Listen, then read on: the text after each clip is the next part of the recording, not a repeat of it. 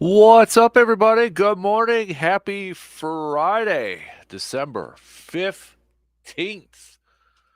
DK Show coming at you on your radio dials, 105.1 FM, 790 AM, also online, sportstalk1051.com. You can stream it up over there, Google and Alexa home devices. Your Sports Talk app, video stream also up and rolling right now, YouTube, Facebook, and Twitter. Appreciate you making us a part of your start on this Friday morning. If you're already up and at it, what do we got on the game plan for us here this morning? Well, we'll talk a little football to preview Packers versus Buccaneers, a pivotal game for both ball clubs for playoff implications. But yeah, we'll break that down and preview that and and take a look at some key matchups, keys to victory, all that good stuff. Don't forget, you can text us your predictions for this game, your key matchups, your keys to victory, all that good stuff, right? You can do that. Hit us up 715-830-1912. So, Packers maybe getting a little bit of good news yesterday as they return to practice. Aaron Jones practiced again. Yeah, Jair out there. Quay Walker returned to practice. The wide receiving group might actually be a little bit in a little bit better shape than initially thought because Dontavian Wicks did practice yesterday after the game. Remember, after Monday night, he said that his ankle was messed up, saying it was a high ankle sprain. Usually those can last for a few weeks and such, depending on the severity. But him being out on the practice field was a big time boost there. And then Jaden Reed also returned to practice too. So potentially wide receiving group in better shape than what was kind of initially thought at Tuesday morning, Monday night. However, maybe one down note is AJ Dillon, who has not been practicing. He confirmed to the local media over there that he has a broken thumb. So, what his status, kind of up in the air a little bit at this point. So, but we'll take a look at this, break it down, coming up here in just a little bit. The run is over for the Badger women's volleyball team. They lost their Final Four match last night against Texas, 3-1. So Nebraska swept Pittsburgh. It'll be Nebraska versus Texas for the national championship.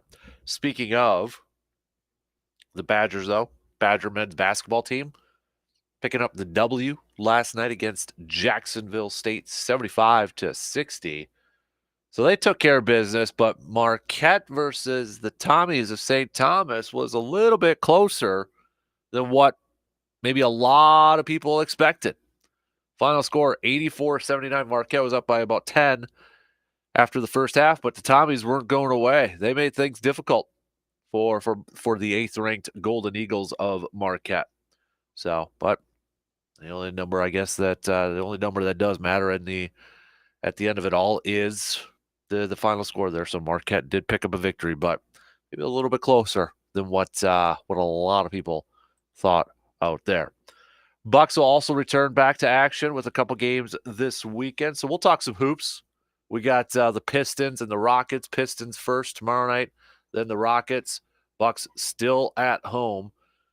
Can the Pistons snap their 21-game losing streak against the Bucks? What? No, come on. Can't happen, right? Can't happen, right? But we'll talk some hoops both on the college side and on the pro side there with the Bucks here. College football bowl season officially begins as well tomorrow morning. Ohio versus Georgia Southern, first game on the docket. So we are going to have our bowl picks. We're going to have our bowl picks coming up in the final hour here. But our good buddy, Brandon Berg, who will be joining us starting next hour, he's looking. He created an ESPN pick group. He put it up. He put the link in our Man Cave Conversations Facebook group over there. But if you would like to join, it's for fun. If you would like to join that group, and quite a few of you already have. But if you'd like to join his group, let me know and I'll just send you the link. Otherwise, you can check it out. He posted it up a few days ago in our Facebook group page over there too. But let's get some more out there. Let's get some bragging rights, picking every single bowl game, starting with Ohio versus Georgia Southern tomorrow. And then, of course, national championship picks over there too. So kind of fun. We'll see how it all plays out. But we'll do our picks for that, plus the NFL picks, as we usually do every Friday. The NFL season began, or I should say the week 15 officially began last night with the Raiders, a team who couldn't score any points against Minnesota last week, putting up a 60 burger against the Chargers last night. I mean, holy moly, 63 points. 63 points to improve to 6-8. A lot of talk now whether the Chargers head coach Brandon Staley is going to finish out this season as head coach of the Chargers, because that was not a great performance last night. Not a great. He even said after game that doesn't know if he will remain head coach for the Chargers. So, but don't forget to get your picks in if you haven't, if you're part of our Pro Football Weekly Pick'em Challenge too, off of our website. We'll talk with Dr. Crow coming up just past 7 o'clock. Talk about the latest and the latest in injuries going around in the sports world. Speaking of Brandon, he'll give us an update, break down some of the local stuff that's also going on or coming up here. I know he's been busy covering some of the local action out there, so we'll hit that up with Brandon as well. We may even throw in some baseball chat here too with Brandon, since he's going to be hopping in here. Be the first time we could get his thoughts on like Otani and some of the Brewers stuff that is being floated out there. But the Brewers, they did make a trade yesterday. They acquired a pitcher, Taylor Clark, from Kansas City for a couple of minor leaguers. Clark is already under contract for the upcoming season after avoiding arbitration via a $1.25 million deal with the Kansas City earlier this season. So got a pitcher who's played parts of 5 seasons in the big leagues with both the Diamondbacks and the Royals.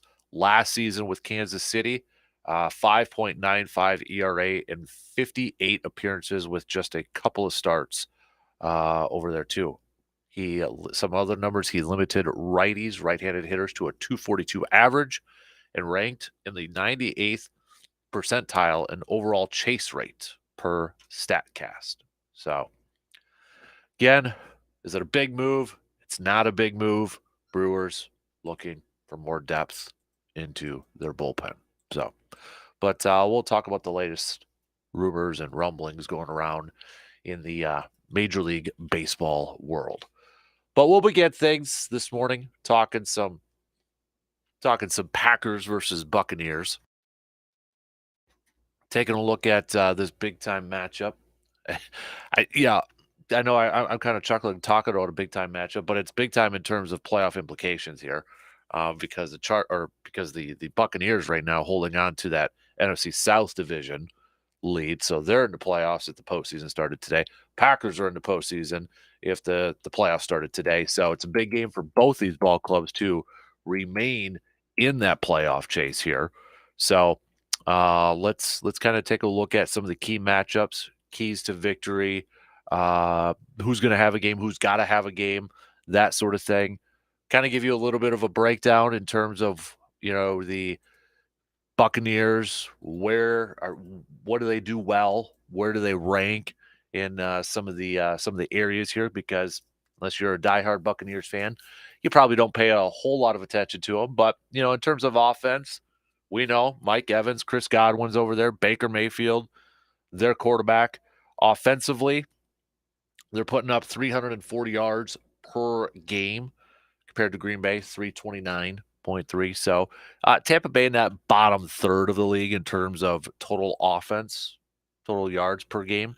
If you look at it from from a passing standpoint, they're not that far off from Green Bay. 214 yards per game, Green Bay, 223. Only Baltimore is the only team between those two. But, you look at it for passing yards, like you got Evans and you got Godwin. Maybe those numbers should be up higher a little bit. Rushing yards per game, Tampa Bay, one of the worst, bottom four, just 90 yards per game on the ground average. The only three teams worse is the Jets, the Bengals, and the Raiders at this point. And then points per game, Tampa Bay, not quite bottom third over there, but they're averaging about 20.2 points per game. Green Bay, for comparison, 21.5 points per game. Defensively, Todd Bowles, head coach, defensive-minded head coach, still got some players over there, but I think you could say they're a team that maybe isn't playing up to the level of expectation that they had defensively for this year. Because you look at it, they're one of the bottom teams, 1, 2, 3, 4, 5, 6, sixth worst in the entire league in terms of yards allowed. 362.8. Now, how much does that matter? Because the team that's right above them was the Giants, the team that the Packers just lost to, right? So, but pass defense, Tampa Bay, bottom three in the league. The only two teams worse than them is Jacksonville and Washington. Tampa Bay giving up 264 yards per game through the air.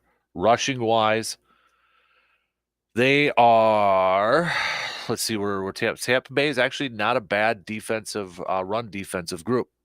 Just giving up, or I should say, just allowing 98.8 yards per game, just outside the top 10, it looks like. Green Bay, we know, one of the worst, second worst in the entire league. Points per game for Tampa Bay, just giving up 20.8, although Green Bay 20.5. So they're really, really close to each other. So that's kind of where some of the numbers rank statistically, that sort of stuff, what Tampa Bay has been doing so far this season. So with that being said, when you look at those numbers or when you hear those numbers, what are some of the key matchups? What are some of the keys to victory? And your predictions, all right? So let's get things going here this morning. We'll take our first break, and then coming up on the leadoff, we'll talk some Packers versus Buccaneers, getting set for the final 4 games of the regular season and that final playoff push. Let's talk some football coming up after these quick words.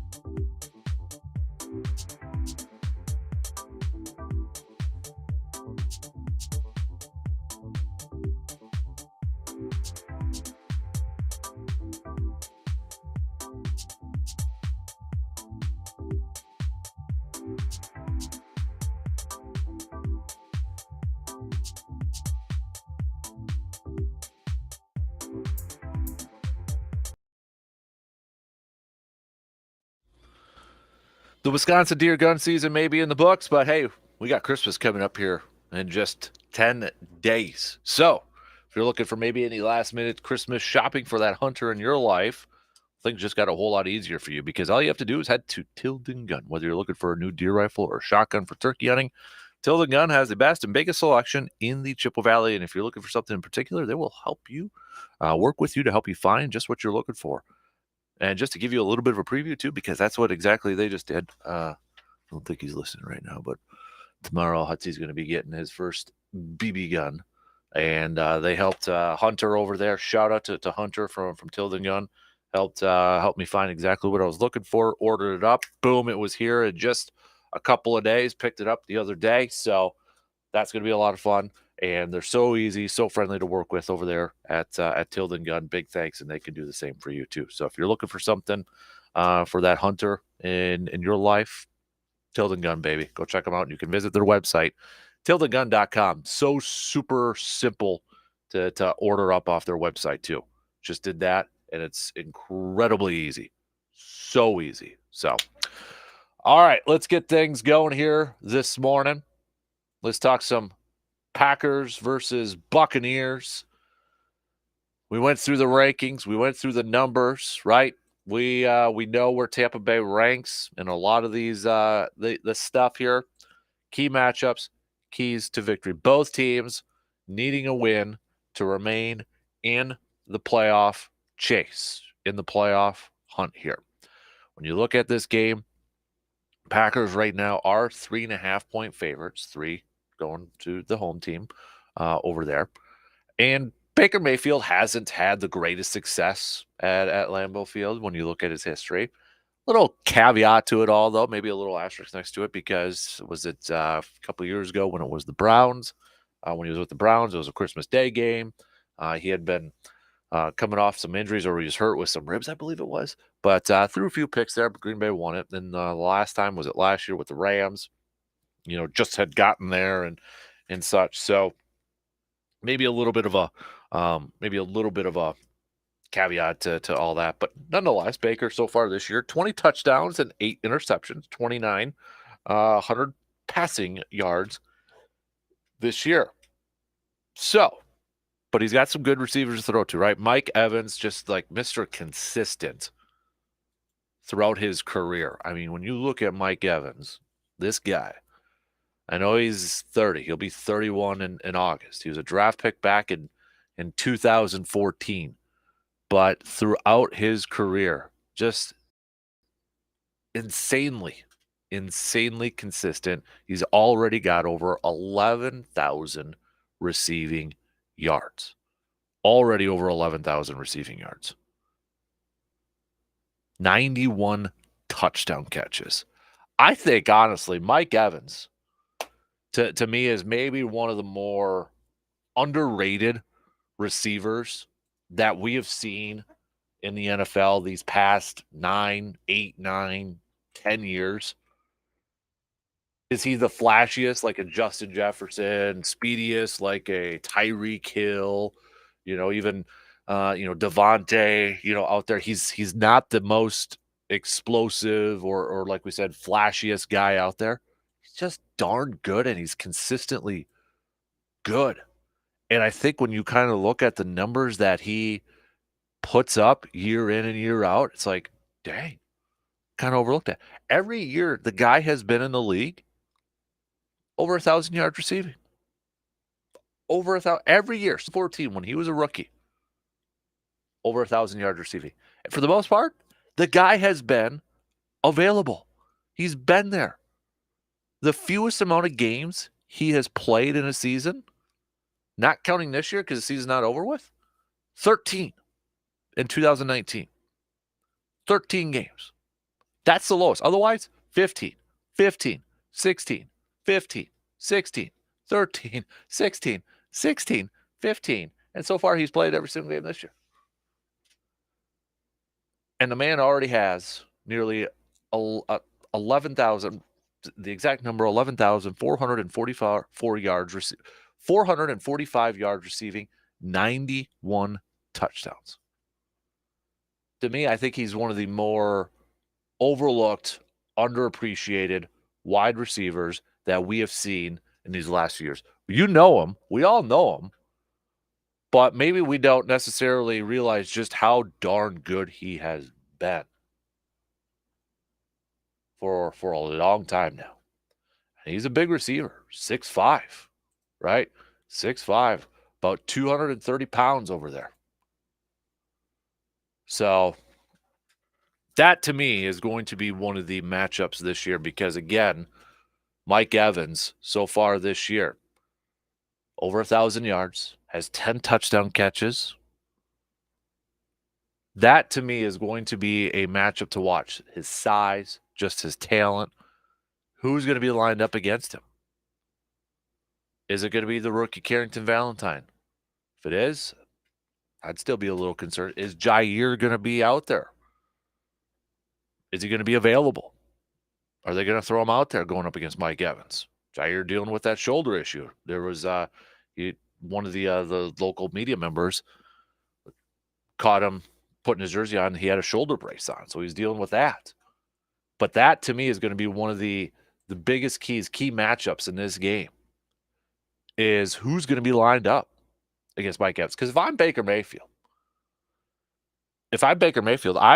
I'm targeting Mike Evans a lot. You know, if Green Bay is going to put out a seventh-round rookie on him or Corey Ballantyne out there, I'm looking for Mike Evans, number 13, as much as I possibly can out there. And, you know, he's got another receiver, too, who not too bad.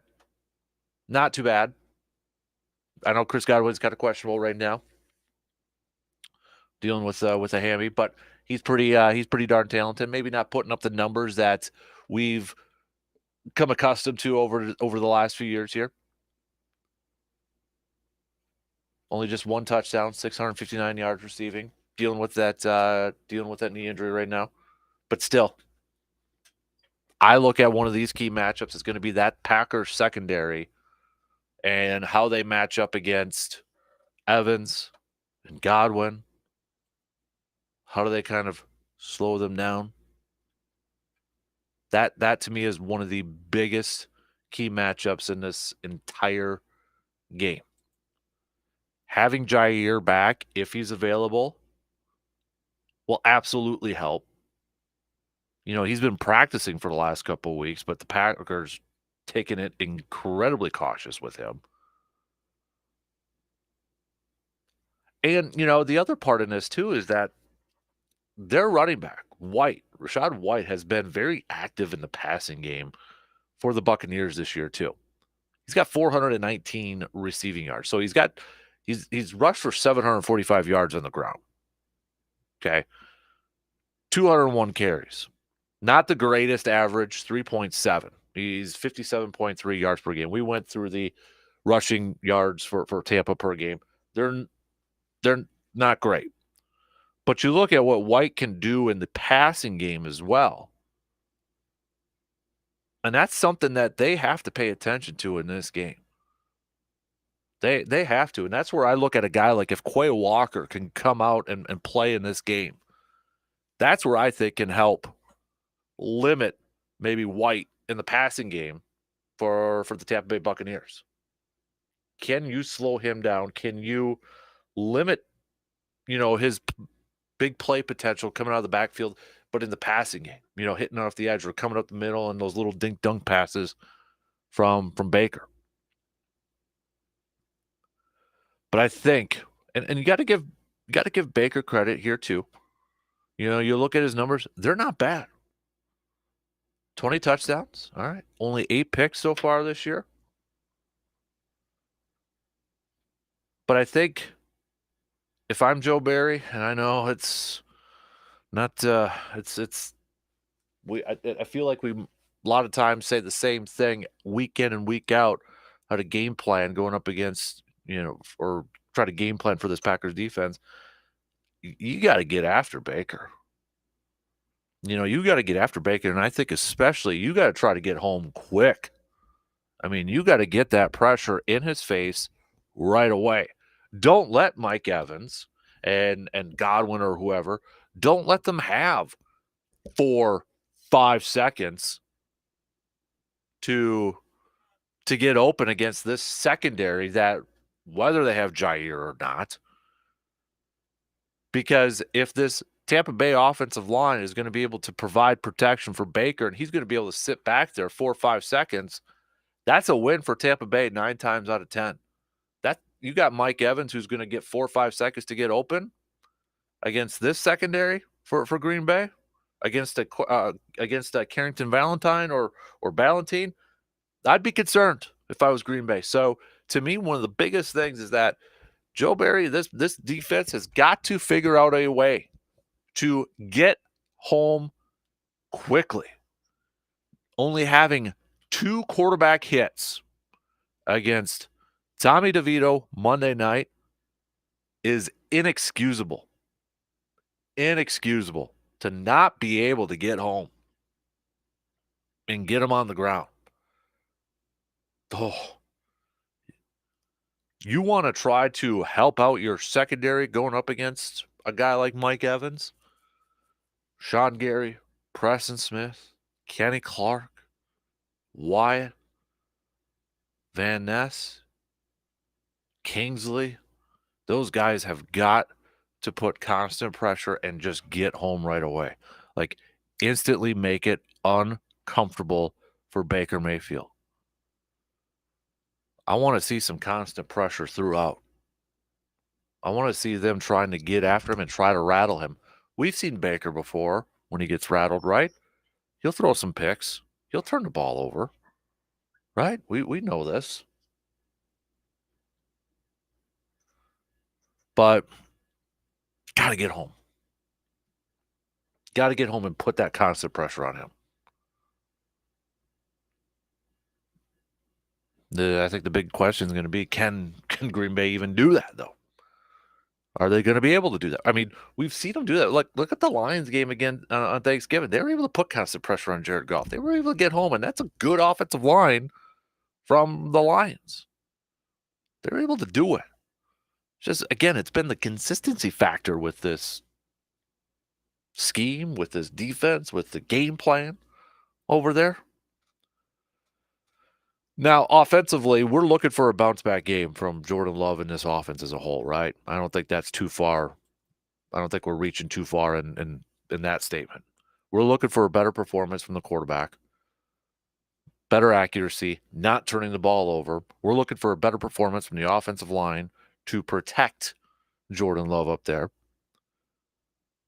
We're looking for that bounce-back game. Now, we looked at those numbers. There's some potential opportunities through the air. Having Dontavian Wicks available for this game, it's going to be a boost. But you do have to wonder how effective will he be with that ankle injury. Jaden Reed going to be available, hopefully. Returned to practice as well yesterday. There's going to be chances through the air. Can Green Bay capitalize on that? Can they take advantage of that? It's going to start with the offensive line up front, providing that protection for Love. But it's also, a lot of it, going to be on Love to have that bounce-back performance. Can't be missing some throws. Can't be high with his throws.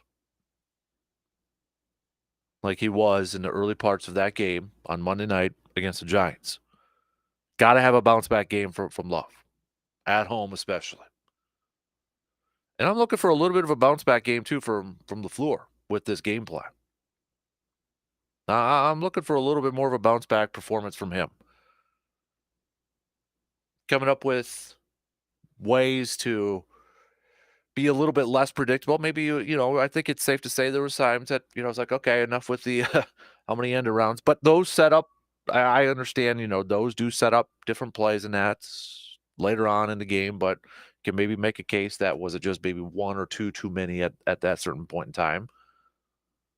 But maybe just looking, what else does Matt LaFleur have in his bag of tricks? What else does he have in his game plan right now to help out his offense, to help out his quarterback, kind of bounce back from last week's performance? Because I think there are going to be those opportunities through the air. I'm looking at a guy now. I think one guy that I really want to see kinda go out there and have himself a game is Romeo Dobbs. Christian Watson's not playing in this game. Jaden Reed, a little bit banged up. Dontavian Wicks, banged up. We know Lucas Musgrave, not he's on injured reserve. Tucker Kraft has had some nice games filling in for him, gaining that experience, right? But this is a game I want to see Romeo Dobbs kind of step up and be like, all right, I got to be a dude. I got to be a guy in this game. He's had the most targets of any Packers receiver so far this year. 81 targets. He's second on the team in receiving yards, though, 537. Jane Reed has the most. But he does have the most touchdowns. He's been a nice red zone threat for Jordan Love. But I want to see Romeo kind of go out there and have that game because from a yardage standpoint, if you look at it, he hasn't had a big receiving day, right? He hasn't had that 120 yards, whatever it may be. We haven't seen that from him this year. He's made some big plays, especially, some nice touchdown passes or catches. He had 2 against Chicago. But really, games in terms of that, he had a boatload of catches, racking up the yards. You got to go to that first game against Detroit. 9 catches for 95 yards. Kansas City had 4.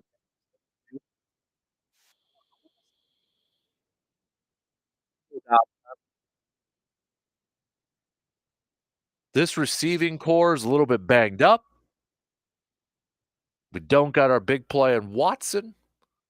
I gotta step it up here a little bit. And it seemed like in that game against the Giants, we really saw how much I think this offense was affected by not having Christian Watson as a deeper threat, as a guy maybe taking the top off the defense. For all the inconsistencies that Watson has had at the beginning part of the year and injuries, and he was playing really well up until that hamstring injury. I think we saw in that Giants game just how much he does mean to the offense in terms of the attention he gets and maybe some of the plays that you're able to do. So this is why, to me, it's crucial for LaFleur to come up with that game plan. It's like, okay, how can we still who's gonna be that guy? Who's gonna be that receiver that is gonna be a big play guy in this game? We've seen Jaden Reed in smaller space, end arounds, jet sweeps kinda be that guy. We've seen Dontavian Wicks making some big catches down the middle. But who's gonna be that receiver that has some big plays in this game? And maybe take advantage of those opportunities that potentially could present themselves because of this pass defense that Tampa Bay has. I wanna see Romeo have a game this weekend. I wanna see him go out there and be that guy because I still think Romeo Dobbs could be a really good receiver in this league. I think he has that ability, and I think he has that potential. Maybe, for me, he's got 7 touchdown catches, that's great. But for me, maybe not playing up to the expectations that I necessarily had for Romeo, because I thought those Romeo and Jordan Love had a great connection. I know everybody was freaking out about it in training camp, like, "Ooh, yeah, those guys are in sync," and I'm like, "Well, they were in sync last year a little bit too." They have that connection, and maybe we just haven't I don't think we've seen it enough. I mean, to be fair, he has been targeted 81 times, but just 49 catches. Out of those 81 targets, 49 catches. I wanna see a big time game from Romeo. So, my players that I'm looking at to guys that gotta have a game. If I were to pick one from the offense and one from the defensive side, I'm going Romeo, and then I'm gonna I'm gonna go 2 on defense because I don't know if this guy is gonna play or not. Him returning to practice yesterday helped, but if he's active and he's playing, Quay Walker. Quay Walker's a guy that's gotta have a game because I also feel like Watson, the offense, I feel like not having Quay in that game on Monday night against the Giants affected the defense too. Does it completely change the game? Is he worth a couple more? I honestly think there might have been a couple plays that he would have been able to make that maybe change the outcome of the game. But I think he limits what DeVito does with his legs if he's out there with the scrambling, with that pocket collapsing. If you got a Quay Walker over there, I don't think DeVito's able to step up and gain a bunch of yards with his legs. So I look at this game as okay, we talked about White, the running back, who's been a nice receiving threat for the Buccaneers. Quay Walker's a guy that's got to take that away. He's that sideline to sideline guy. I still think he's a linebacker that is like a Swiss Army knife. You can use him in a couple different ways, a few different ways. Blitzing up the middle, blitzing off the edge, covering a receiver or covering a running back coming out of the backfield. He's got that unique skill set. He's got that athleticism to do that. And I think if he's out there, he's a big part of that defense. Otherwise, it's you know, again, whoever's covering Mike Evans, whether it's gonna be Jair if he's in this game, whether it's Valentine in this game, they're gonna have to have a game. Mike Evans might just kinda school these guys. So I guess instead of, like, picking everybody in the secondary, I might say this: it's Joe Barry, it's the defense. You guys gotta have yourselves a game. Gotta have yourselves a game. You gotta have come up with those pressures to get after Baker Mayfield, but don't let him leak out and scramble like he did with DeVito. Okay, you got to get home and you got to collapse that pocket on him because if he's going to have 4 or 5 seconds back there to throw, he's going to find Mike Evans, and Mike Evans is going to get open. Help out your secondary, get that constant pressure on him.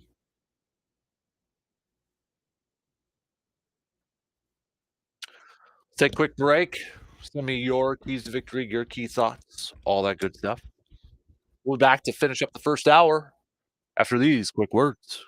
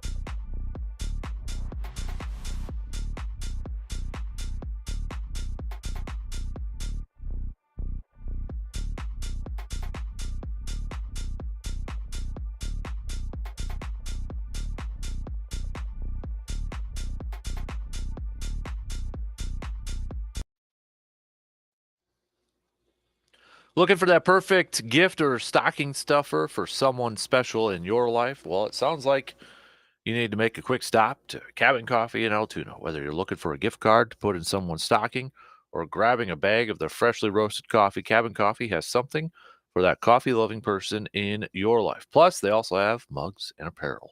Along with the holidays, temperatures are also dropping, so head on over to Cabin Coffee. Grab yourself a nice warm beverage this season.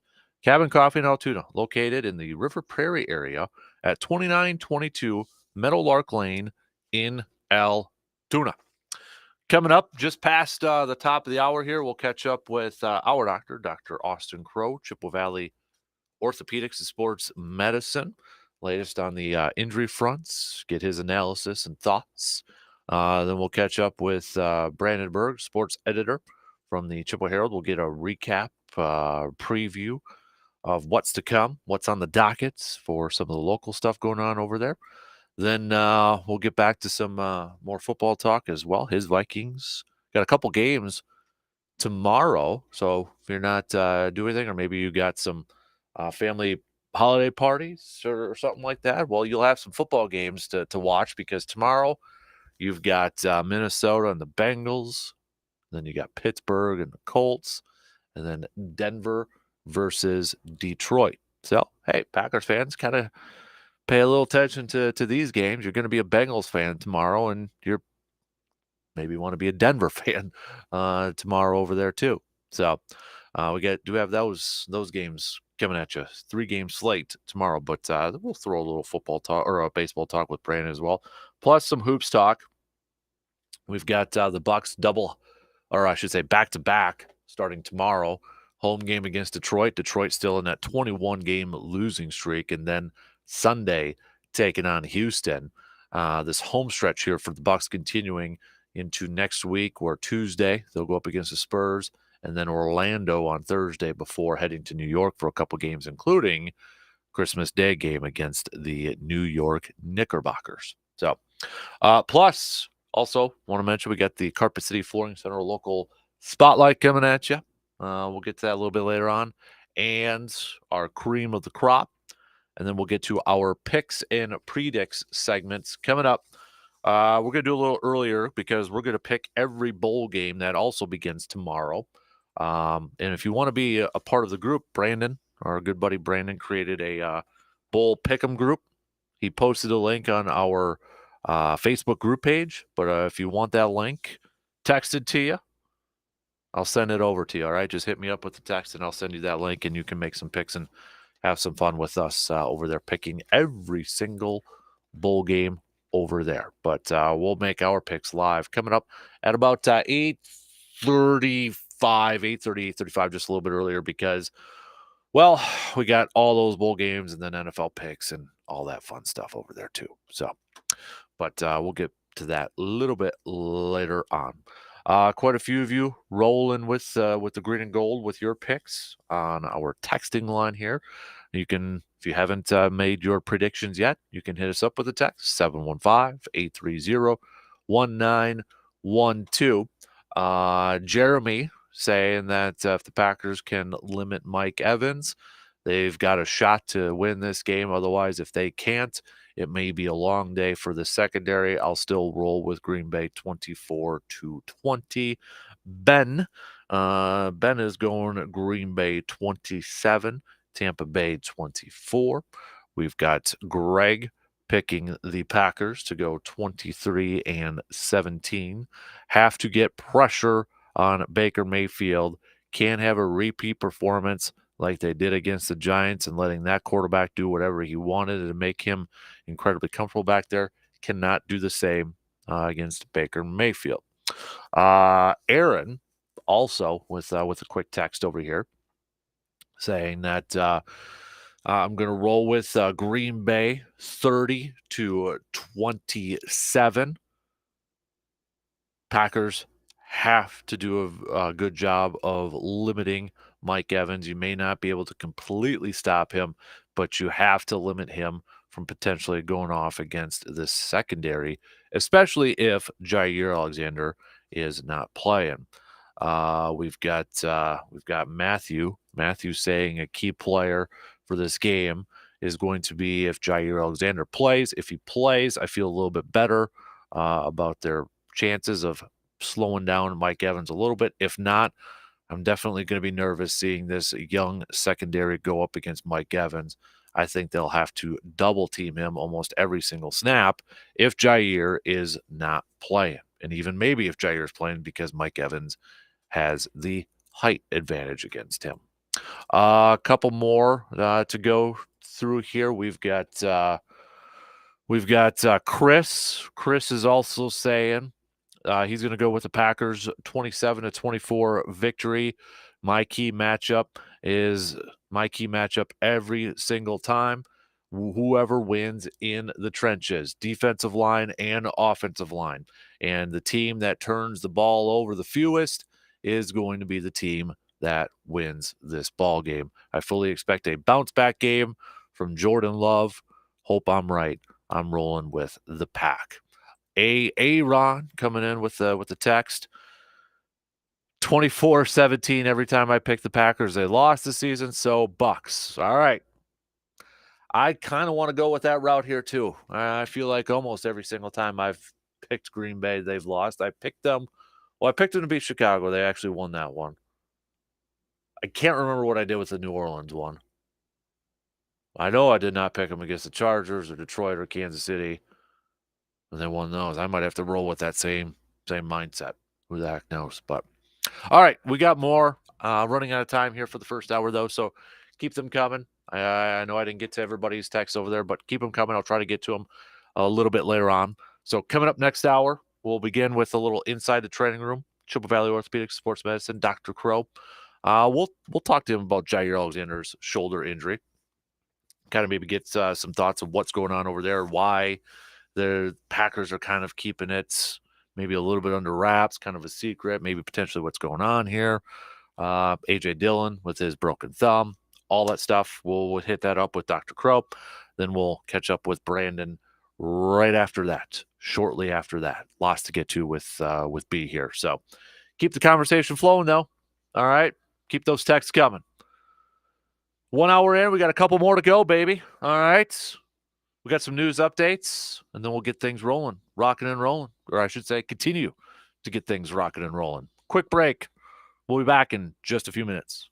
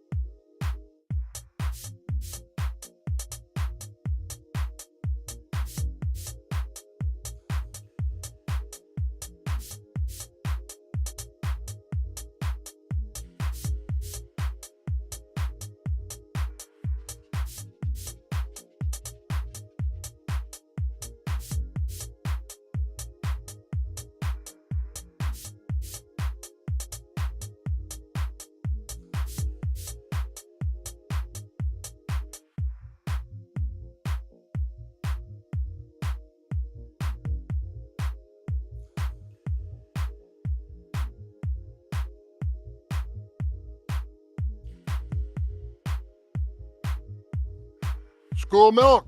Options may be coming back for whole milk, 2%. Let's talk about that and other farm news this morning on Sports Talk 105.1 and AM 790.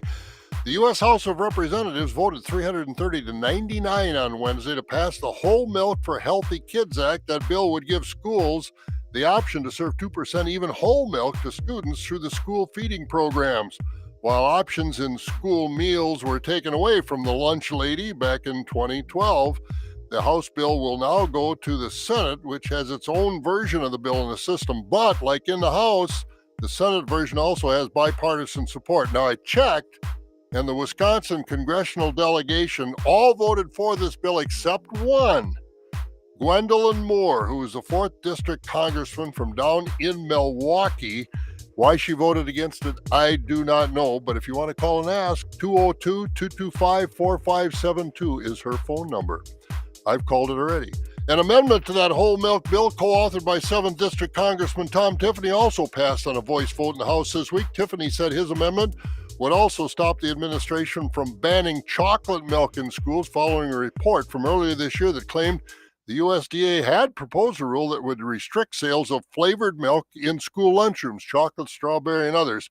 And the National Corn Growers, they've released the names and numbers for their 2023 National Corn Growing Contest. Familiar name is at the top once again.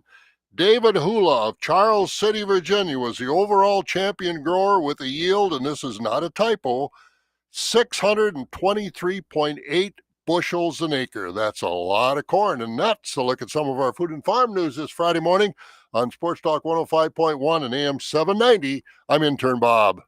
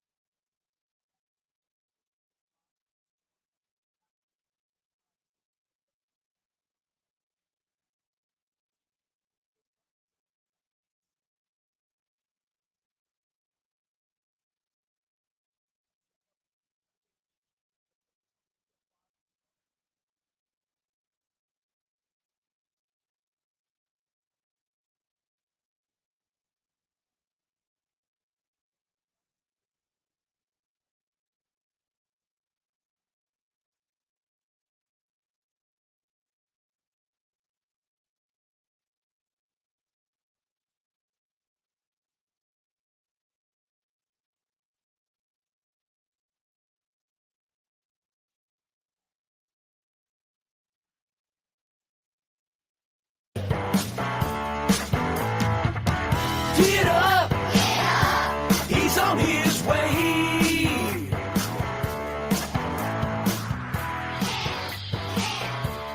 He's our man. The man, the myth, the legend. That's Dan. And now, the Dan Kasper Show. All right, second hour kicking off right now on this Friday morning, December 15th, 10 days away from Christmas. What do we got coming up here for this second hour? We're going to catch up with our good buddy, Mr. Brandon Berg, sports editor, the Chippewa Herald, recap some of the stuff that's been going on the prep scene, and look ahead to what's coming up before, maybe a little bit of a holiday break. I know we got some holiday tournaments and such, but Brandon, as always, does a fantastic job breaking it down for all of us. We'll get to that. We'll get back to some more football chat as well. We'll throw in some hoops chat too. Badger basketball getting a win last night. Marquette squeaking out a 5-point victory. Number 8 Marquette over the Tommies of St. Thomas. And then Badger volleyball, their season ending in the Final Four last night in a loss to Texas. Before we get to all that, though, it's Friday. Let's do a little inside the training room.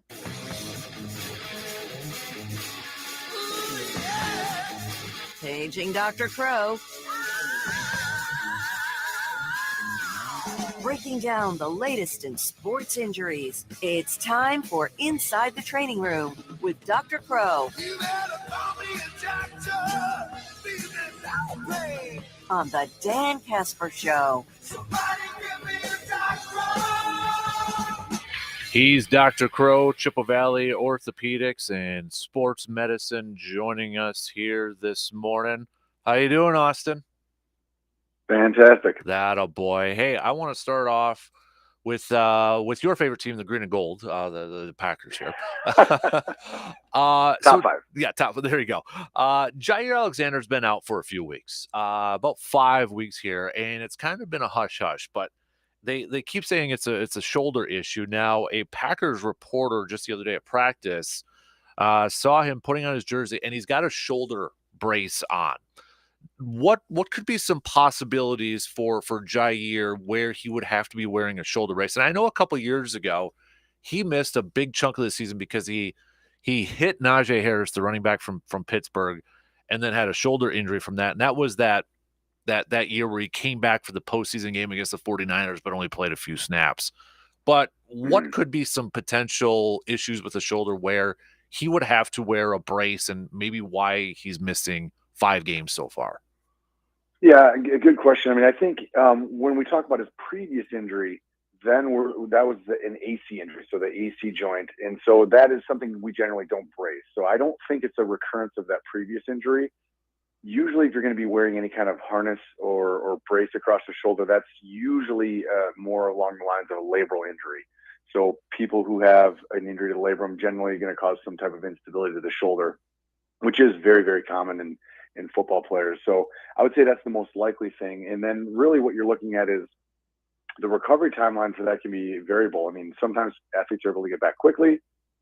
Sometimes it takes quite a bit of time. And then honestly, often it does result in surgery. So if it is indeed a labral tear that's giving him this much trouble, you can expect if he does get back this season, it'll likely result in an off-season surgery, which is pretty effective. So hopefully that would get that problem taken care of. The question always is in-season management, because it's not a surgery you can do and bounce back quickly. That's got a prolonged recovery. So often you'll try kind of baby it with these athletes, but until the shoulder's stable and has full strength, it's hard to get back out there and function well, let alone if you're talking about safety for the player, which of course is always paramount as well. So how effective is that brace or that sling with his shoulder injury? If he was to go out there and play, how much protection does it actually provide for him?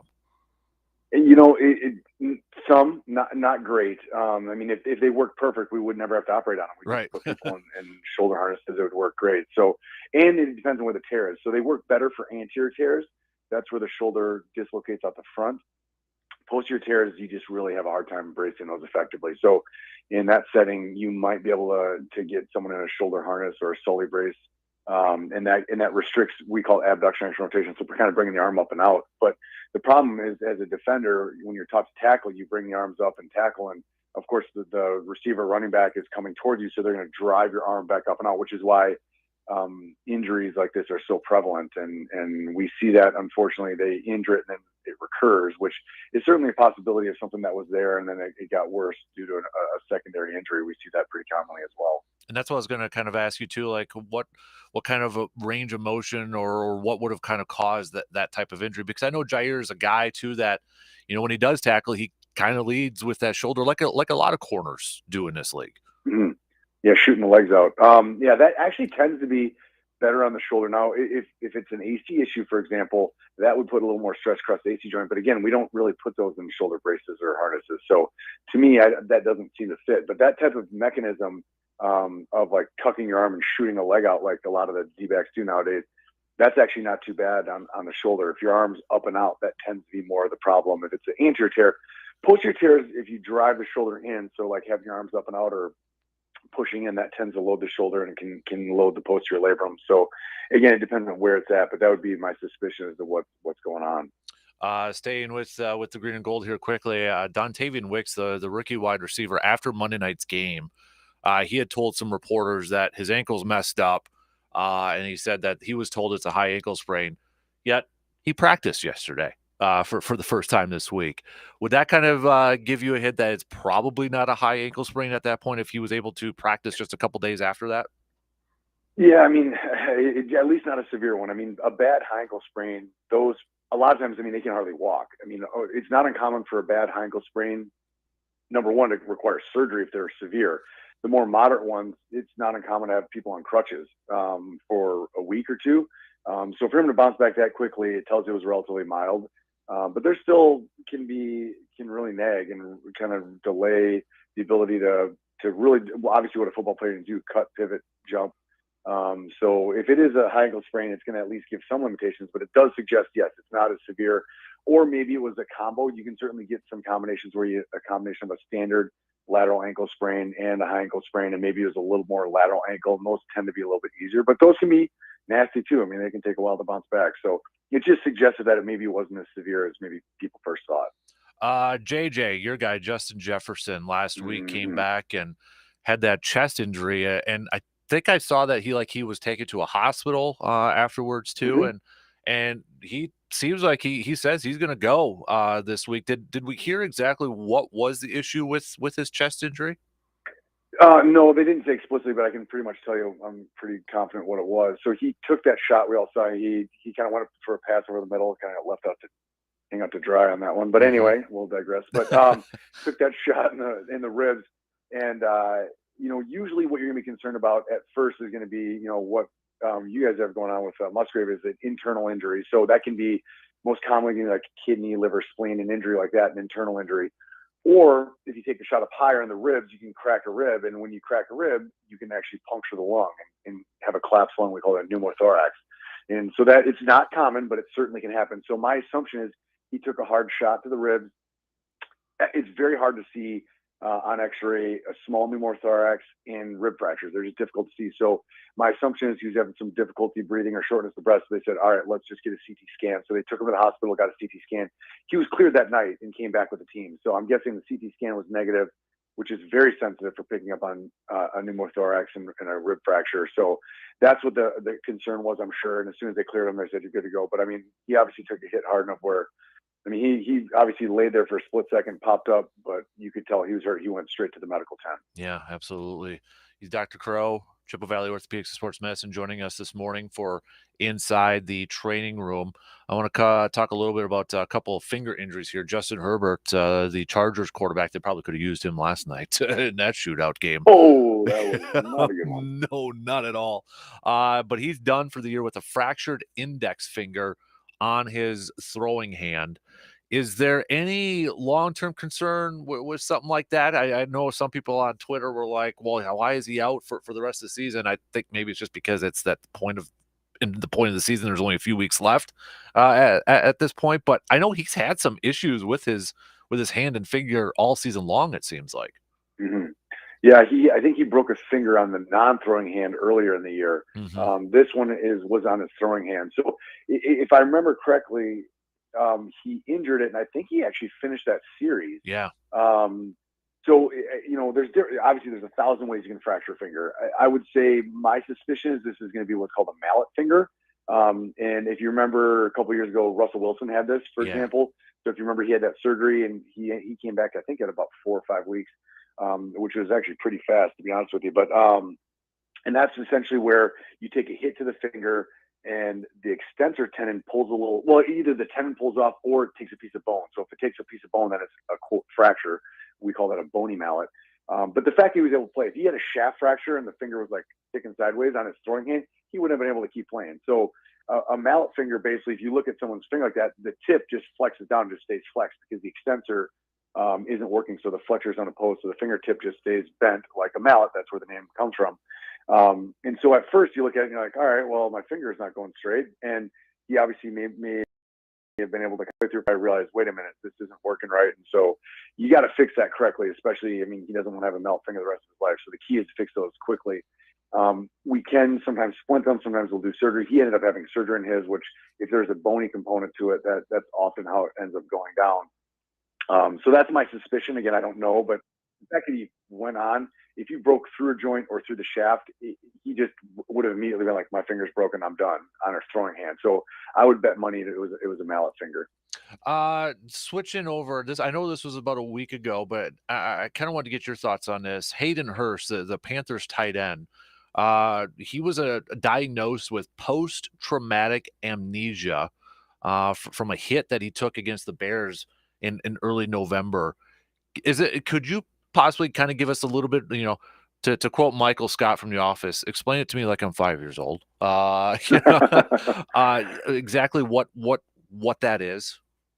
Yeah. So concussions are, and we've touched on these, throughout the years, concussions are a really poorly understood phenomenon. I mean, we know basically it's a traumatic brain injury. I mean, the most severe version of that, people can have, go into comas and, and have permanent brain damage. So that's like the one end. More mild is, concussions where people have things like altered sensorium. They can have balance issues. They can have headaches. And so then there's things in the middle where you can get these really atypical stuff. I mean, some of the scary things we see acutely are, if you remember Tua last year where he's like posturing on the field, which is where they kind of hold that arms in those flex positions. That was obviously a scary one that a lot of people saw. But to the point, and this time you basically take a hit, and to put it in the 5-year-old terms, the brain gets scrambled. So you have the injury. It is a traumatic brain injury. The brain basically misfires. You stop laying down memory for a little bit. And so like the record skips, if you will. So all of a sudden at some point, the brain kind of turns back on, and that window, since the concussion, sometimes they'll even go back before it. So he may not even remember like the day before the game. It's variable, but they'll have basically a block of window in his memory that is just not there. So Wow. it's not really common to see that. And it's usually indicative of a pretty severe concussion. And certainly one that they'll take much more seriously and want to wait for him to fully clear. I know I haven't read on it in the last week or so, but I know they were talking about potentially being career ending. I'm not saying it would or wouldn't be. I mean, it is a symptom of a concussion, and people come back from those, but it's one that people would take obviously very seriously, and that's scary as an athlete to basically time travel. I mean, you have one memory, and the next thing you know, you're after a game. He may even lost a day or two of memory, and that's obviously scary stuff. So that's really what basically what happens is traumatic brain injury, and then you lose the ability to lay down new memory for a short window, and then things thankfully come back online, and you're back, but it's scary stuff. Absolutely. Last question here for you, going to the baseball world. I know we talked about his injury in the past, but now that he's a $700 million man with with Ohtani, Just a couple dollars. yeah, just right. Hey, he's only making $2 million this year, $68 million when he's not playing per year, though. I'd like that. Is there any type of concern second time with his elbow? I don't think he had the actual full-on Tommy John. I could be wrong there, but is there any concern? Is there a big risk for the Dodgers giving him this amount of money? And because I'm assuming they're hoping that he's going to be able to pitch, not this coming season, but the after one. Yeah, I mean, the answer is 100% unequivocal. I mean, a repeat injury like that is absolutely going to raise everyone's eyebrows. And I'm assuming, I think Neil Eltrash is the team doc for the Dodgers. He's out of LA. He's probably the Dodgers team doc. He's the guy who does a lot of those. He's the one who did Rogers' Achilles, for example. So I'm sure he gave a good look at the elbow and gave a thumbs up or thumbs down. But I don't care who you are, if you have a second go like that, and you're right. I think they may have went in and done like the internal brace procedure, which we've talked about in the past. I don't think he had a full reconstruction, but either way, it is absolutely concerning for a pitcher to have repeat problems with any joint, shoulder, elbow. Those are both going to give people pause. The one nice thing is it shouldn't affect his ability to hit. So at minimum, they've signed an incredible, fielder and hitter. The question is, are you going to get the pitcher? And I think to pay that money, they're assuming that. I mean, you're not going to pay that much money for quote just one of the best, players in baseball beyond that. But still, they're looking for him to be that pitcher as well. So I'm assuming they got, not assuming, I'm going to guarantee they got a repeat MRI, had their team docs examine him and said, look, we think this is going to be okay. But again, there's absolutely going to be concern. I'm sure they're going to be waiting with bated breath to see how he returns to the mound. Absolutely. He's Dr. Crow, Chippewa Valley Orthopedics and Sports Medicine for our Inside the Training Room. Appreciate it as always, buddy. Love our chats, man. You have a good weekend. Are you going to watch some bowl games now that they kick off, or are you just like, that's too many right now? Well, I mean, early on, you maybe can't get into all of them, but I'm certainly excited. I'm a big Texas fan, so we'll see how they do in the playoffs. Obviously we have a ways until then. That's what's so weird is like, you're like, all right, we're starting in a bowl season. You're like, man, the big games aren't even for dang near a month. Right. So still got to wait for a while, but yeah, no, I love me some football. So I'll be watching a lot of them. Well, and you got a big game yourself for Minnesota tomorrow right away too. So against the Bengals. Yeah. Saturday game. That threw me off. I saw that and I'm like, yep. Gotta clear the schedule. Exactly. Well, you enjoy the weekend, buddy. And we'll catch up again soon. Okay, sir? All right. Take care, Dan. You got it. There you go. Austin Crow. Good stuff as always with our doc. We're going to take a really quick break and we'll bring in not a doc, but our other good buddy, Brandon Berg, coming up in just a couple minutes.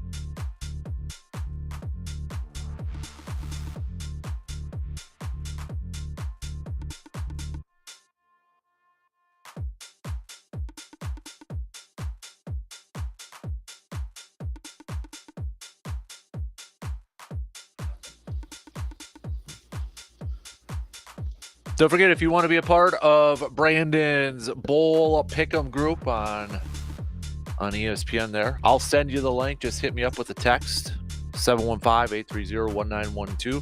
Otherwise, Brandon himself posted the link in our Facebook group page over there. Thank you to those of you who have already signed up.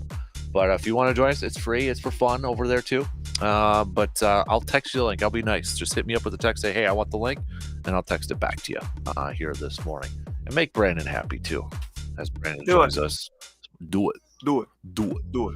How you doing, man?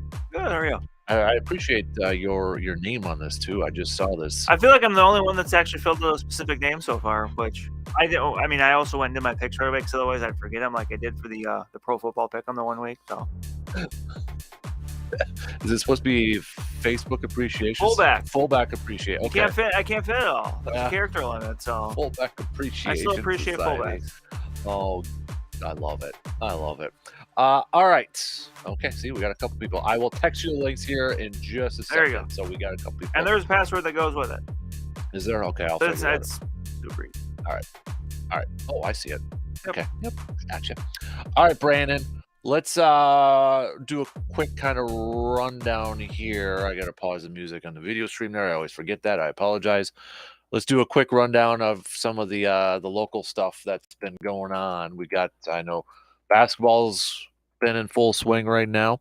I know, boys and girls. Where were you last night, by the way? I was in Stanley last night. Stanley? For Stanley Boyd and Cadott. What? How did that one turn out? Well, that was a victory for Stanley Boyd, 80-66, high Okay. scoring game, Yeah. especially in the second half. A game that, like I said, plenty of points there, and it was a big win for Stanley Boyd because that's a team that had lost 7 in a row. It's a younger team, a team without a senior, a team that And this is girls basketball. This is right? girls Okay. basketball, correct. It's a team under the direction of former longtime Altoona girls basketball coach Ryan Wondrow.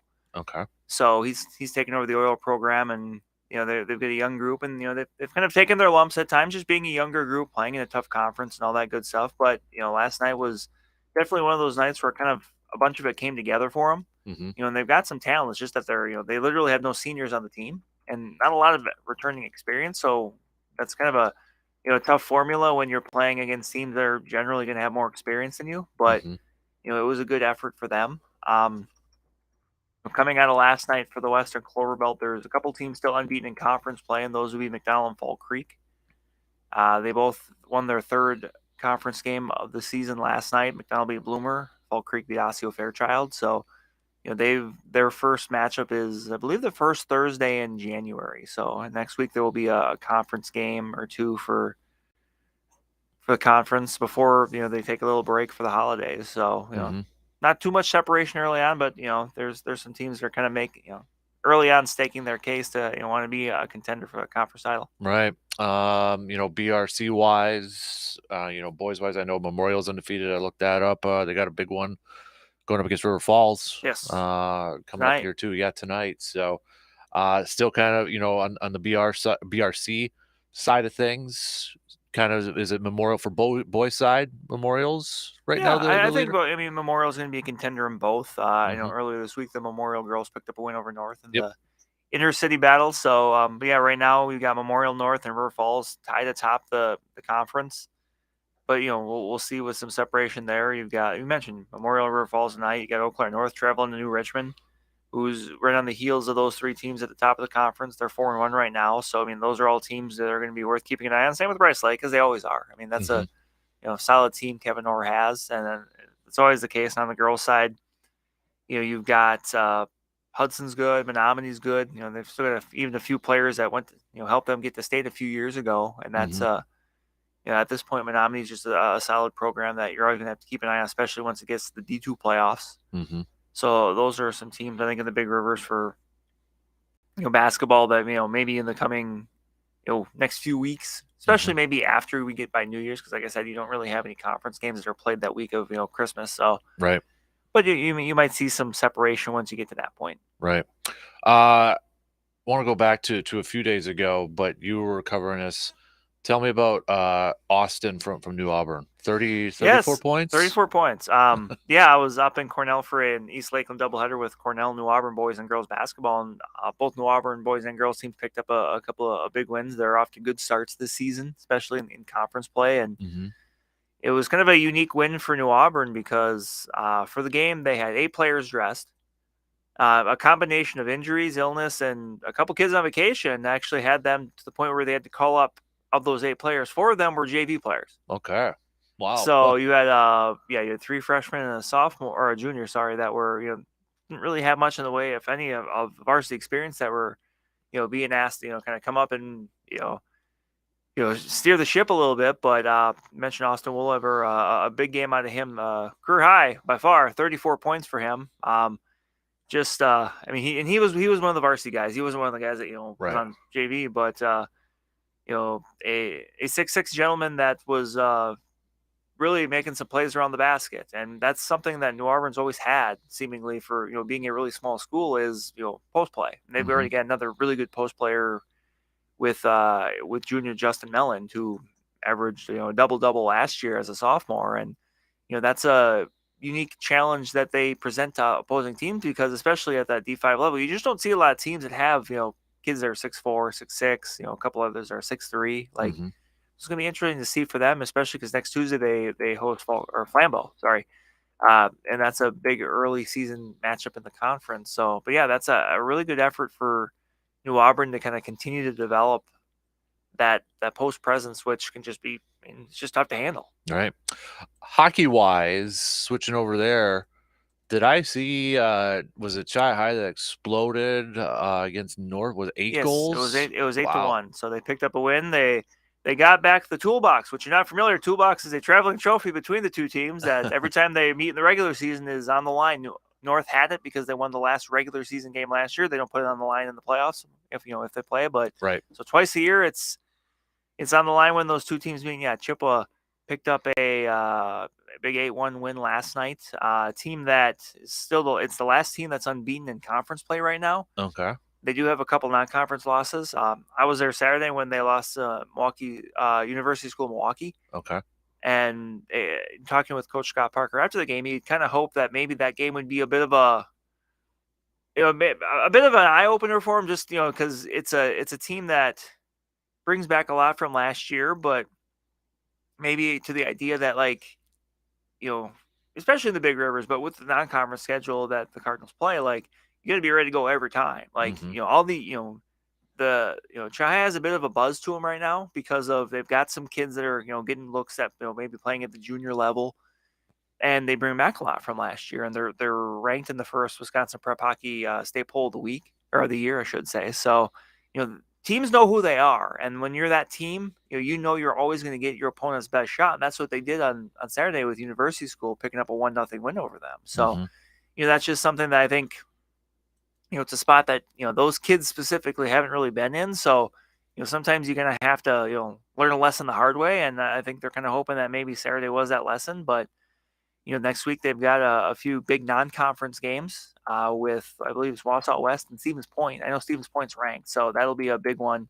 Right before the break there, and then they go along with some other teams in this area over to Green Bay to play in the Green Bay Notre Dame tournament, which is a big time boys hockey tournament over the holiday break. You get a Mhm. lot of the best teams in the state over there playing with Chippewa and Green Bay, Notre Dame, and you've got Verona and a lot of those other teams that play each other over the holiday break. So yeah, a lot of good things for the Chippewa boys hockey team right now. Also the girls team too, a team that lost its first two games pretty handedly to Superior and St. Croix Valley, but now they've won 6 in a row. Last night they went on the road and picked up an 8-1 win over unfortunately your alma mater Medford, but Yeah.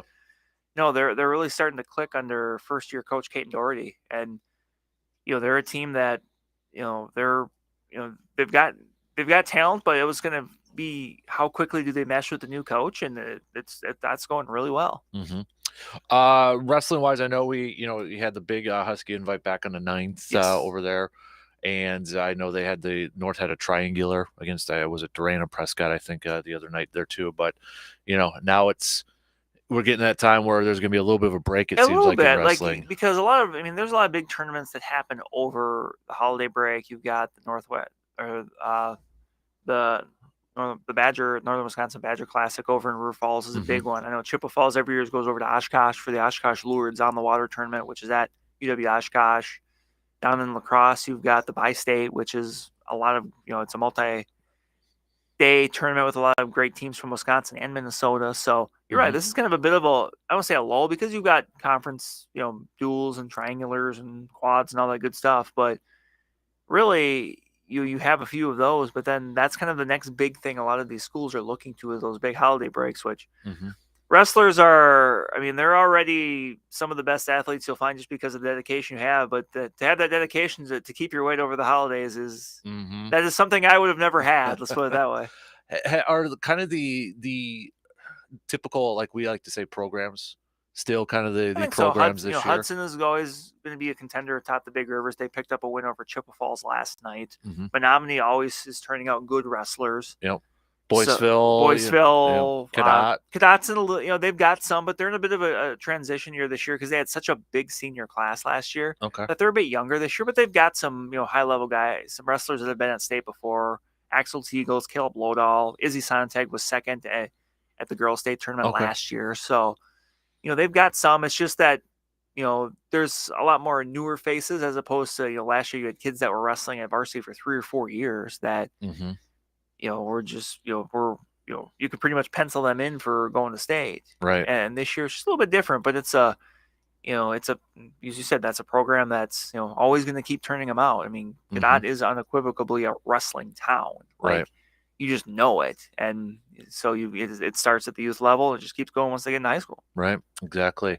Is gymnastics still going It on is. right It now is. too? And yeah, on that note, to give a big time shout out to the Triple Falls McDonald girls team, picking up when they won a triangular last night, but on Saturday they won their home meet and actually set a program record for most team points. Nice. And they were a team that was third at state last year. Okay. And brings back a good chunk of those athletes. So I mean, that's a group that's going to have high expectations here throughout the winter and then into the postseason. But a good group of still relatively young. I mean, just a lot of juniors on that team. So gymnastics is one of those sports that you can make an impact early on, and the group they've got certainly did that when they were younger, and they've just kept ascending. So that's a team that's going to be a favorite in this area to not only win the Big Rivers, but maybe make a run getting back to state as a team coming up here in the new year.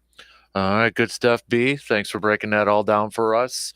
Before we take a break here, though, just really quick, because I know everybody's maybe getting like, okay, that's already happened. What was your initial thoughts when you heard Otani got $700 million? Was that more than you thought he was going to get? I don't know, because it's one of those things where, like, it's a ton of money. I mean, I'm not going to stand here and say it's not, but it's like, when you kind of think about it, it's like, well, if you're looking at him as a two-way player, if he was a hitter, would he be getting, say 10 years, $350 million? And I think that's probably pretty accurate. And if he's a pitcher, would he be getting in that ballpark roughly? Yeah. So, like, it's a ton of money, but I'm not going to stand here and I can't say he's necessarily overpaid. When you figure when he's healthy, and again, coming back from another Tommy John surgery, that'll be interesting to see how that response goes. But when you see what he brings to the table, not just as a player, but just as a person in your organization. I mean, he's obviously the most high-profile baseball player, but one of the most well-known athletes in the world right now. Yeah. And you have to know, for as much as the Dodgers are going to be shelling out money, even if it's not necessarily right away, like, you're going to be making that not just in like jersey sales and ticket sales, because the Dodgers weren't exactly hurting for either of those, but just in like worldwide buzz. I was going to say, suddenly you're going to have a lot of people that maybe don't follow baseball, or they just, maybe they're just, Otani is such an interesting case that's what gets them interested, that, maybe they're Dodgers fans now. Like, the comparison I thought of was like when Yao Ming went to the Rockets and that worldwide, exposure. And I mean, the difference there is obviously, Otani's a little bit more established. Well, yeah, he was already established, but still, like, yeah, it's a worldwide phenomenon. Yeah, like, because it's something we have not seen. Every All-Star game, Yao Ming led votes. That's what I just remember, like over Shaq and all that too. So it, like, in as far as the country goes itself, like, on the one hand, it's easy, you can be a little miffed because of the way it is, but the other hand, it's like, above all else, I just gotta have to respect it, because it's just something that's never been done before, and it's really smart. Like, as much as you want to just be mad, be like, oh, it's poppycock. I'll clean up my language there, and such. I'm like, yeah, but at the same time, man, you just gotta respect the hustle. You respect what they were able to do in putting it together. Yeah, no doubt. I can't get over the deferrals, but he'll be fine. Right. He's not going to be scrambling for $2 million. No, and it's not like, from all reports, it's not like he's the kind of guy that's you're gonna have to worry about blowing through a ton of money right away. Right. And with the endorsements and everything else he's got, he's fine. Yeah, he'll be good. And we learned that his dog's name is not Dodger. It's Decoy. Which is actually hilarious when you think about some of the hubbub leading up to the signing of, like, well, he's got a dog and it might be named after a team, but they won't say it because they don't want to tip their hand. It's like, no, It's funny that in hindsight, the dog's name is literally Decoy. Decoy. Yeah, exactly. I love that. So, hey, we got to take a break, and then we'll finish up the second hour here. We'll get back some more football talk, too. We got the Carpet City Flooring Center local spotlight, cream of the crop, and plus a lot of picks coming up in the next hour or two. We'll hit those up a little bit later on. We'll be back in just a couple minutes.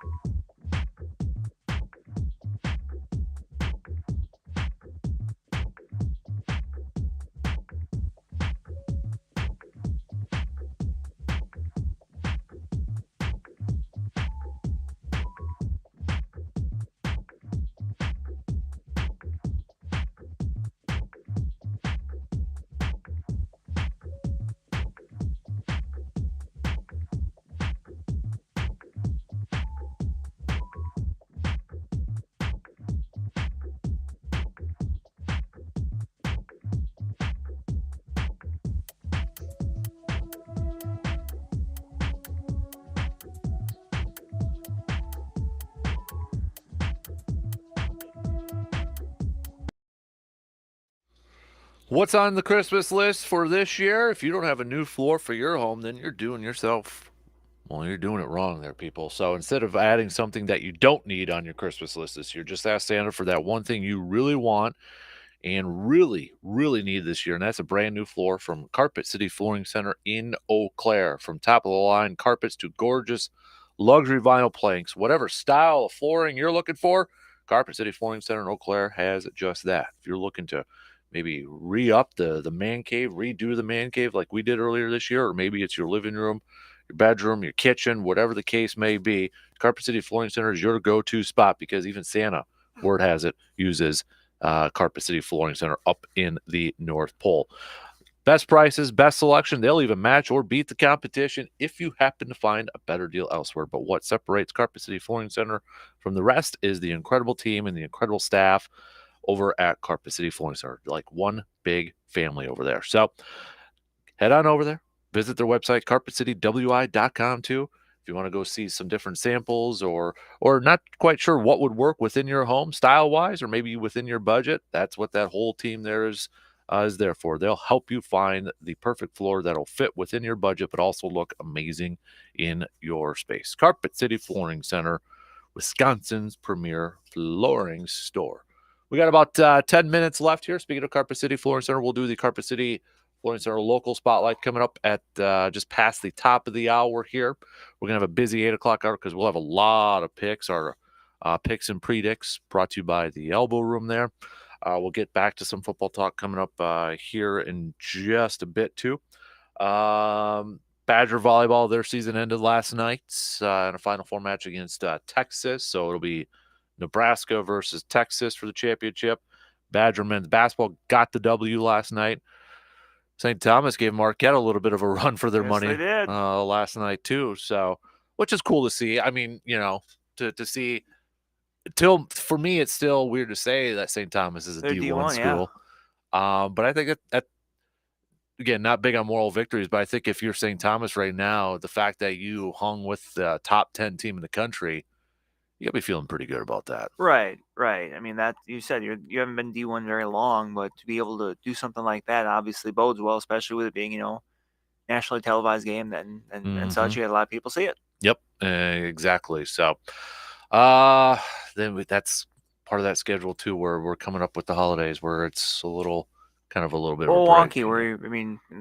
For the Badgers, you started Big Ten play, and then you stop it for a little bit, and then you get you have kind of a couple not lower level non-conference games, and then suddenly you're going gung ho. Yep, exactly. So Bucks are in action tomorrow and Sunday. They're going up against a Pistons team tomorrow that have lost 21 games in a row.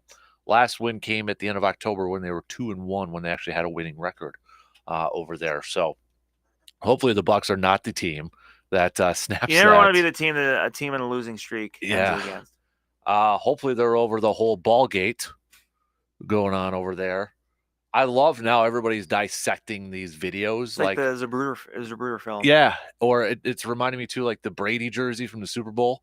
Like I saw one now too where when the game was over, somebody caught the video, a Buck staffer literally taking the ball from the official after it expired. So what happened after that if it was taken? I don't know. What happened in the chain of command? This is Ryan Braun all over again. Yes, exactly. The chain of command. I mean, I love Giannis.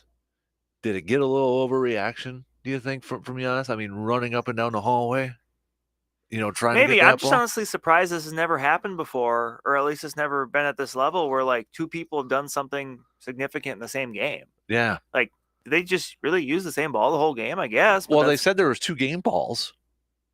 Like, I don't know if there was a backup one. So, and that's what Rick Carlisle kind of said, we'll take the second one or whatever. But then you get the whole debate now too, because the player who scored his first career point, right? It's technically like he scored a point a game in the finals in the in season. So yeah, so it's like, is it really his first point, or it's you got to put it on the plaque that they'll have him made first point that shows up first officially recognized point in a non in season play. That's a long. It's a big plaque. If you want a plaque store, you made some money on that inscription. Do what, like, I think Peyton Manning said this when him and Marvin Harrison broke a record for touchdown passes or catches or touchdowns or whatever. He said they were going to cut it in half. Cut the ball in half. There you go. Just have like the ball facing out on like a plaque or something. Yeah, exactly. Or have like a bowl trophy or something like that, and it Sounds pops like out of the bowl. sounds like something a parent would do when two kids are fighting over something. Like right. they just break it in half and say, "There, now you each have some." Exactly. So, I mean, it was kind of been. I saw DP's poll, Dan Patrick's poll, like who acted more out of character this week, Patrick Mahomes or Giannis. It was Patrick Mahomes that easily won that one. So, but yeah, it's just kind of a weird week with that. It was. In the moment, though. Yeah. In the heat of the moment, we've all kind of been there, kind of like Patrick Mahomes. You know, what's in the heat of the moment there too. So, but yeah, you hope that the Bucs aren't the team that loses to Detroit here. Because they're off to a good start. Like you don't want to be the team that does that. You just said they're off to a good start, but if you ask some people, there's concerns about this. Is it because they're so hyper focused? Like, we began this season like Dame, Giannis, championship or bust. So if there's a little bit of a worry, it gets blown up at that point. Yes. And does it also because it's a first-time head coach leading the way? It is, and I think the defense. You look at the defense, and it's probably not where you want it to be. I mean, last time I looked, they were like 25th in scoring defense. Yeah, and Griffin was supposed to be a defensive coach. Yes. So I mean, every game you look at, it's like 130 to 125. Mm-hmm. So, but the NBA season is such a long season. If this is still the case in March, well, then I'll be a little concerned. Right. But right now, I'm not going to be. Yeah. I just feel like it. Like the comparison I'll throw out there is like if Nick Nurse was the coach of this team, is it being that blown up? And I don't think it is, because I think part of it is too is because he is a first-time head coach, that sort of stuff there. But I know there's like Bill Simmons had talked about, it just seems like a weird vibe. Giannis not talking. I don't want to get into body language talk again. We just got over that with a quarterback here in this state, so I don't want to talk about that stuff with another in-state. It's not like Bill would be, kind of maybe hoping another team out of the East would be the one that, Well, you're saying his favorite team's the Celtics. I mean, this is the first I've heard of this, that Bill Simmons may just be a little bit biased towards, Boston area. Boston, teams. wow. This is what I've heard, but. Can you sense the sarcasm? Just in case anybody doesn't know, Bill Simmons is a big Boston sports fan. So, yes, absolutely. All right. Coming up next hour, we'll get to our picks and get back to some football talk as well. We got bowl season. I know we got a couple listeners. Well, we know a couple listeners are actually going to be at the Ohio game. That's the first game tomorrow. Hey! Their son's on the coaching staff over there. So we'll see if either one of us picked Ohio to win that game. What do you think of the Badgers' new quarterback? It's interesting because you knew, given the youth of their quarterback group, that you'd probably see them go for kind of like that 1-year grad transfer guy. Mm-hmm. And Tyler Van Dyke is an interesting one because he's somebody that after 2021 was getting like first round draft buzz. But the last 2 years have just been very kind of start and stop, very inconsistent for him. I'm a guy that has had 3 different offensive coordinators in 3 years. His best year in 2021 was the year that Miami ran a air raid type offense. So in that way, it's a fit. I mean, he's not a runner, which Tanner Mordecai really wasn't looked at as a runner when he got to Wisconsin either, but obviously that's what developed. But I think with Tyler Van Dyke, you've got a guy that's got a good arm and, someone that's coming in here knowing that, hey, this, let's be real here. The reason he's doing this is he wants to, enhance his pro prospects. That's fine. I mean, that's what a lot of reason a lot of grad transfers move the way they did. I mean, so I'm interested to see how it works because it's not a lack of talent. Wisconsin did actually recruit him coming out of high school. That was Paul Christ and their staff, but ultimately, obviously that didn't happen. But so there was kind of a base level of interest before. It's not like he's coming into Wisconsin totally blind on everything, even though things are a lot different now. So it's interesting. Yeah. Do you think obviously too there's familiarity with Phil Longo being at North Carolina during that time too? Because certainly they shared the ACC together, so they know a little bit. And when Longo was there, not this year, but the last few years, obviously he saw it in 2021. Obviously he saw some of the best that Tyler Van Dyke had to offer. So I think there's talent there. It's just a matter of getting it clicking. Right. It doesn't seem like it, when Tanner Mordecai said he was coming, there seemed to be a little bit more enthusiasm, like, And that- all this. And do you think it's just because maybe they're a little bit down on what we saw this year, like fans wise? Maybe. And also I think it's because it was still new. Yeah. Like every time there would be like a recruit commit or like a transfer commit, it was, people were going crazy for it. Mm-hmm. And it's very tough to keep that sort of energy up. But you're right. I mean, obviously this year, a little bit disappointing for what, people were thinking coming out of the gates for the Badgers, but still, I mean, it's a team that's playing on New Year's Day, a team that did finish well. So, we'll get into that more next hour, but if they're able to, grab a win over LSU, that's a lot of momentum going into the offseason. Yeah, absolutely. All right, shot clock's gonna cut us off here in just about 10 seconds here. So busy last hour coming up. We'll kick it off with our Carpet City Florence Center local spotlight. We'll do a little cream of the crop. We'll talk some football, and then we'll finish up with some picks, NFL picks, and college picks. Did you stink it up in the NFL picks last week too? Yeah. Yeah. I got 4 right, man, and I think I got 8. How are you not up? You should have had like most of them. Man, I stunk. So I need a big bounce back. 2 in. We got 1 more to go. We'll be back after these quick words.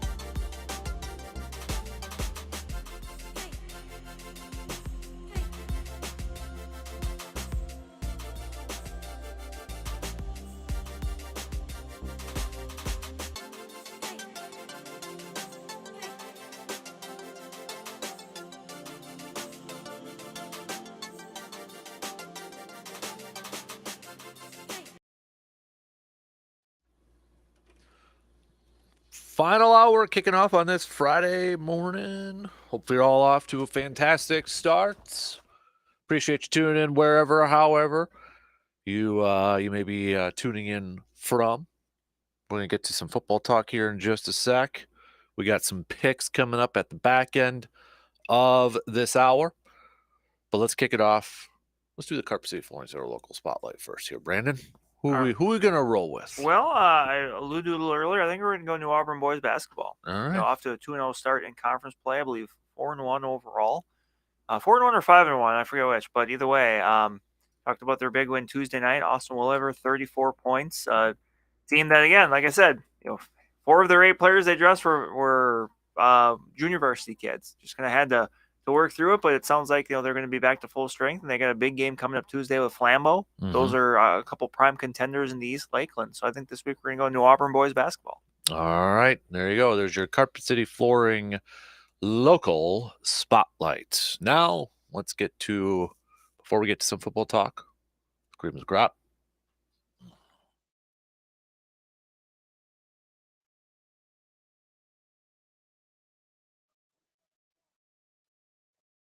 All right, Brandon, I'll give the honors to you Well, thank you. first. Who's Well- your cream of the crop? On the heels of last night, I feel like I have to go Brian Flores because the Vikings defensive coordinator helped slow down that juggernaut Raiders offense. Right. That's so crazy to go from 0 points on Sunday to, was it 63? Yeah, 63 63 point burger last night. And Jeez. he's been really good. And even at this, when he was first hired, it was a hiring I was all for. But I think I even underestimated just how good he could make that defense, considering they lost some guys some veterans in the offseason. It's not like they put a ton into like retooling. A lot of what they're doing is with guys that are already there. Mhm. Josh Metellus, Cam Bynum, Harrison Phillips, DJ Wanham, guys that didn't quite thrive as much as they are now, certainly under the previous defensive coordinator Ed Dontel. And they've gotten to the point now where they're like top 5 as far in a lot of main stats, and especially good ever since those first 2 or 3 weeks. So he's someone that he should be a head coach somewhere. Will Yeah. It hopefully for him does happen again, but you just never know with the NFL and how owners can be, and Yep. obviously his current lawsuit against the league. Do Yep. teams stick together and that kind of thing. The NFL has done that before with their Oh, yeah. owners, but as they hit, the big reason the Vikings are still in a playoff berth is because of the offense or the defense. Yep. And Exactly. obviously he's a big part why. Absolutely. So, yeah, I kind of wanted to go Raiders with that 63 burger. I'm going to go pretty generic in this one.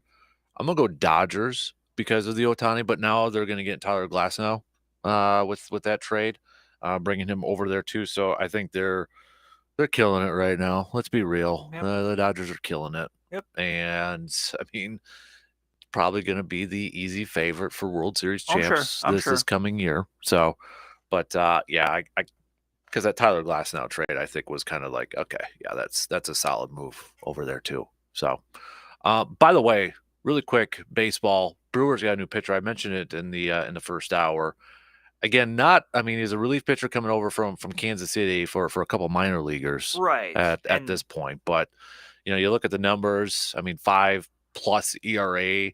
Last year, I'm sure everybody's so excited about Right. that. But the Taylor Clark, by the way, Yep. came over for the Royals for a couple of minor leaguers. The two things I will say about this is, number one, at this point, I have learned to not ever discount a trade the Brewers make for a reliever Mhm. because of the success they have in kind of getting some of these guys and and helping them become productive. Just think of that last year, all Pioms. Yeah. Kind of the throw in of the Wilson Contreras trade or the William Contreras trade. Sorry. Also, a guy that had a really good year that I don't think a lot of people talk about would be Bryce Wilson, who pitched like 73 innings to an ERA under 3. He was kind of an under the radar guy they acquired, in the offseason as well. Mm-hmm. So, a guy that, you mentioned he had an ERA over 5 last year. Not that, but it's only a year removed from having a really good year. His advanced numbers are a little bit better than maybe the surface level ones, but a guy that still has a minor league option. Just if nothing else, a guy that they can kind of shuttle back and forth between AAA and the majors. But Mm-hmm. hey, it could be something, it could be nothing. But at this point, I think when it comes to these type of moves, maybe the Brewers deserve a bit of the benefit of the doubt because they've had success, kind of mining these unheralded relievers into something in the past. Right. Big Worm, his cream of the crop. Shout out Fall Creek girls basketball. They finally beat Neilsville, who has been a thorn in their side for a couple of years. That's a big win. That's a big win. I mentioned earlier with them and McDonald, both of them own a win over Neilsville. But yeah, Neilsville, great program. I mean, they're usually the team to be in the Eastern Clover Belt and a threat to make it to state, and that'll be the case again this year. But you're right, that is a big win to be able to get one over the Warriors. Yep. All right, football here, Brandon. Your team kicks off tomorrow at noon. They do against the Bengals, who I'll say this: as soon as Burrow went out, I'm like, Bengal season's over with. But hold on, says Mr. Browning, Jake Browning over there. And then, of course, Minnesota with a big 3-0 win last week. Honestly, I say that tongue in cheek, but now it's like, given what else happened that week. Yeah, besides that, they had like the perfect week as far as teams losing that they needed to lose to get a tiny bit of breathing room in in a race where there's not a lot of breathing room. Right, exactly. So we got that game tomorrow, which I think now is a little bit more intriguing than what it looked like maybe a couple weeks ago at this point. So you got that, and of course, Green Bay and Tampa Bay on Sunday. Both teams right now currently in the playoffs if the postseason started today because of that just gargantuan battle with the NFC South. I mean, it is just clash of the Titans. We laugh, but watch, they're going to win the wild card game. Right. That's they would, as of right now, they'd be playing whoever does not win the NFC East. Yeah. So, I mean, good luck. They certainly would not be favored in that game, but as we've seen this year, and we just should always know in the NFL, you just never know. As Chris Berman always says, that's why they play the game. Yep. So, how do you, first of all, break down, with that Vikings game, 3-0, Nick Mullins now your new quarterback? Do you agree with that decision? Yes. I mean, coming out the bye, I understood, giving Josh Dobbs another shot, but it wasn't clicking. And it wasn't all on Josh Dobbs. The offensive line in the last few weeks has had some injuries, has kind of taken a step back from what it was earlier on. A lot of drops by the receivers. The running game just really hasn't been there this year, even though Alexander Manasseh was on pace for a good game before he got hurt. So Josh Dobbs was done no favors, but at the same time wasn't doing any favors either. So, and I think this would be a lot different if the Vikings were not in a playoff spot. I think then you'd probably see Jaron Hall. But in this case, I think Nick Mullins, of those three options, is the highest floor option. He's a veteran. He's started a fair amount of games in the NFL. You could see in that drive with the Raiders, what you're getting out of Nick Mullins in that he's a guy that knows the offense. He's going to know where to go. He's not going to be afraid to, hit his checkdowns when he need to. He's a guy that understands where everyone's going to be. And it's not a big arm guy. I mean, he's looking like me playing flag football out there sometimes with some of the lack of velocity he's got on his throws, but they get there. So, but I mean, this is the move where, a team that's in a playoff berth or in a playoff spot, you want to go with the veteran that's got the most experience in your system. And right now that's Nick Mullins. Yeah. So, I mean, not to be, too joking, but we kind of said, Dobbs is probably good for a couple games, right? You're going to get those couple games. Right. And you saw those first few games that all three, the interesting thing about the three potential options at quarterback is they all are different. Yep. They all bring different things to the table. Josh Dobbs, you saw in those first few games, the legs, what he's able to do, and the playmaking ability. There's just the other two just don't have that. But, with a backup quarterback in the NFL, I feel like all you can ever hope for out of them when they come into a game is they give you a chance to win. They just don't completely poo the bed. Right. And with all of the backups we've seen this year, we've seen some backups that have. Josh Dobbs, those first few games, that's all you could have hoped for out of him. But like so many of these guys, the longer they play, the more teams are going to be able to find your weaknesses because teams are smart. The more film you get on somebody, you can see, hey, or the analytics or whatever, you can say, hey, this, something with Josh Dobbs is he struggled with pressure. A big reason the Bears beat the Vikings was they got pressure on Josh Dobbs, especially with just their front four. So, there's just different things you're going to have to account for with everybody. But, again, this is why, going back to when, Josh Dobbs mania first hit, which I had seen some Vikings fans refer to it as the Minnesota Vikings version of Linsanity, which I thought was really good because remember like the 2 weeks where Jeremy Lin for the Knicks was just nuts. Well, it's like kind of like that with DeVito now too. Right. I was looking up DeVito, like when they were talking about Linsanity, I was looking up his cards on eBay. I was like, oh boy, if you got one of those, you should sell it now. Right. Put it on eBay and sell it now. Right. Get that friend of yours as a Giants fan, say, hey, I'll cut you a deal. Yep, exactly. Looking at I feel like this NFC North division has gotten a little bit more interesting in these final 4 weeks. You got your Minnesota, your schedule here for your Vikings is Bengals, Lions, Packers, Lions. And 2 in a row, 2 home, right? Yep. 2 and 2. 2 and 2, yes. Yep. Lions, Broncos tomorrow night, Vikings, Cowboys, Vikings. We know the Packers is Buccaneers, Panthers, Vikings, Chicago. Dare I say we got to put Chicago's schedule in here right now. They are in the hunt at 5-8. They are a game out, both them and the Giants. And here's their schedule: Browns, Cardinals, Falcons, Packers. Good Lord. We make fun of the South, the NFC South here, but the NFC North isn't that far behind at this point. How concerned should the Lions be right now with their lead in the division, where they just lost to the Bears 28-13? They did beat the Saints. They lost to the Packers. I know after that game against the Packers, there was some talk about, are they trending downward? And you look at their upcoming schedule, the Broncos are playing a lot better. They're still in it. Now they're just a game back from the Chiefs, for crying out loud. Vikings twice. That Cowboys game in Dallas, Cowboys are in a race for that 1 seed and division. If you're a Lions fan, how concerned should you be right now? Or how worried are you? How nervous are you right now? I think you're concerned because the team we've seen the last month is not the team we saw the first 2 months. Mm-hmm. The warts are kind of starting to come out. I think everyone knew the Lions defense wasn't great, but it was a defense that could still force some turnovers and get after the passer. They were going to be run through their offense, but Jared Goff he struggled. He's looked like the Jared Goff that got dealt out of LA from the Rams. So, Jared Goff has always been a guy that if you put pressure on him, you're going to have success. Yep. Then you look at the numbers over the years of when he has a clean pocket versus when he's under pressure, they're night and day. Mm-hmm. So, teams that are able to get pressure on him. Yep. That was a big thing with the Packers. They were able to do it with, not having to blitz a lot, which to his detriment, maybe we know Joe Barry's not always going to send a lot of pressure. Yep. And same with the Bears. They had that Montez Sweat deal they made, plus it's just some other guys stepping up. They're getting pressure on them, and that makes a big difference. So on the one hand, if you're a Lions fan, you're excited to be in the spot because you're just not in that spot very much. On the other hand, though, you're probably pretty worried because you mentioned it. The Vikings are 2 games back, but they also play 2 games. So, and the Lions' schedule is tougher. There's no gimmies for them from here on out. Not that there is for any of the other teams, as we've seen with some of these results, but still, if you're the Lions, your schedule is unquestionably more challenging than if you're a Packers fan or a Vikings fan.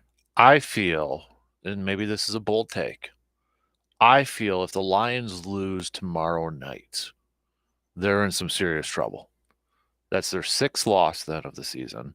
And I know it'll depend on what Minnesota does tomorrow too and all that. But I feel like if they lose tomorrow to the Broncos, they're in some serious trouble. I don't know what to expect with those Vikings games, to be honest. I don't know. That's fair. That Cowboys game, I'll tell you right now, I'm picking Cowboys. I'm picking the Cowboys for that one. So there's a loss, at least one more for me, in my opinion, for Detroit coming up here. But if they lose tomorrow to the Broncos, I am very, very, very nervous if I'm a Lions fan about winning the division. I think they probably still get into the postseason, right? But winning the division and not playing great football heading into the postseason. Yes. And that's kind of where, too, I go back where I thought this was a big game for the Packers against the Giants to tie Minnesota because that 6th seed You is want so much better you than want that the 7th. possibility of playing the Lions versus playing either whoever wins Eagles the NFC or East Cowboys or the 49ers. or the 49ers. Right, that's you night know? and day. I mean, I think everyone knows or believes that those three teams are kind of it's them, and then there's a chasm to who's next as far as like the really good teams. Right, So exactly. if you can avoid them for that first round, that is gold. Right. And I know some would be like, well, what's the point then if you don't want to play them in the second round? But I don't, whatever. Cross that bridge when you get there. Yeah, exactly. Get a playoff win and then try. Yeah, Right. You're right. You're gonna have to beat the good teams anyway, but if you can avoid them for a little bit, you want to do it. Right. Yeah. So that's where if you want your team to make that run, you want to avoid, I think, a 7th seed at this point. If you have some legit, optimism. Look a little bit like last year when you had the 49ers as the 2 seed. Seattle played them, got smoked. The 3 seed was Minnesota. They lost at home to the Giants. Yeah. Yep. Exactly. So I think this is going to be a crazy fit. Like, you look at the schedule, and I'd be like, of these division teams, of these NFC North division teams, I feel like Green Bay and Chicago has the easier schedules. But after what we just witnessed Monday night, I don't know what the hell to expect. Right. And they had the most ground to make up. Yeah, I don't know what to expect. I agree. I agree.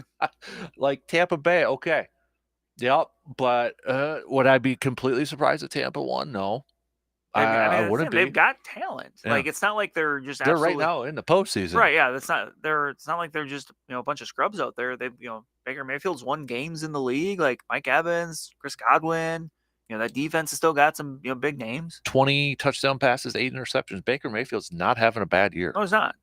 He's not really, and I know everybody's kind of, I said in the first hour though, but I feel like Mike Evans, since he's been in the league in 2014, has been one of the most underrated, overlooked wide receivers in the league. He's just been consistently good. Consistent. He's never been looked at as like a top 5 guy, mm-hmm. but he's like a top 10 guy. And he's just every year. Yep. Every year he's had over 1,000 yards. It's kind of like the Curtis Martin of his era. Ooh, that's a really good comparison. I like that. Or when you think of great running backs in the 90s, you think of Barry Sanders, you think of Emmitt Smith, you think of Terrell Davis. But Curtis Martin's in that mix too, and now Curtis Martin's a Hall of Famer. So. Yeah, every year he's had 1,000 yards. For his career, he's had 11,400 some yards, and he's got 91 touchdown catches. That's Mike Evans. And he's probably going to play for a few more years. Right.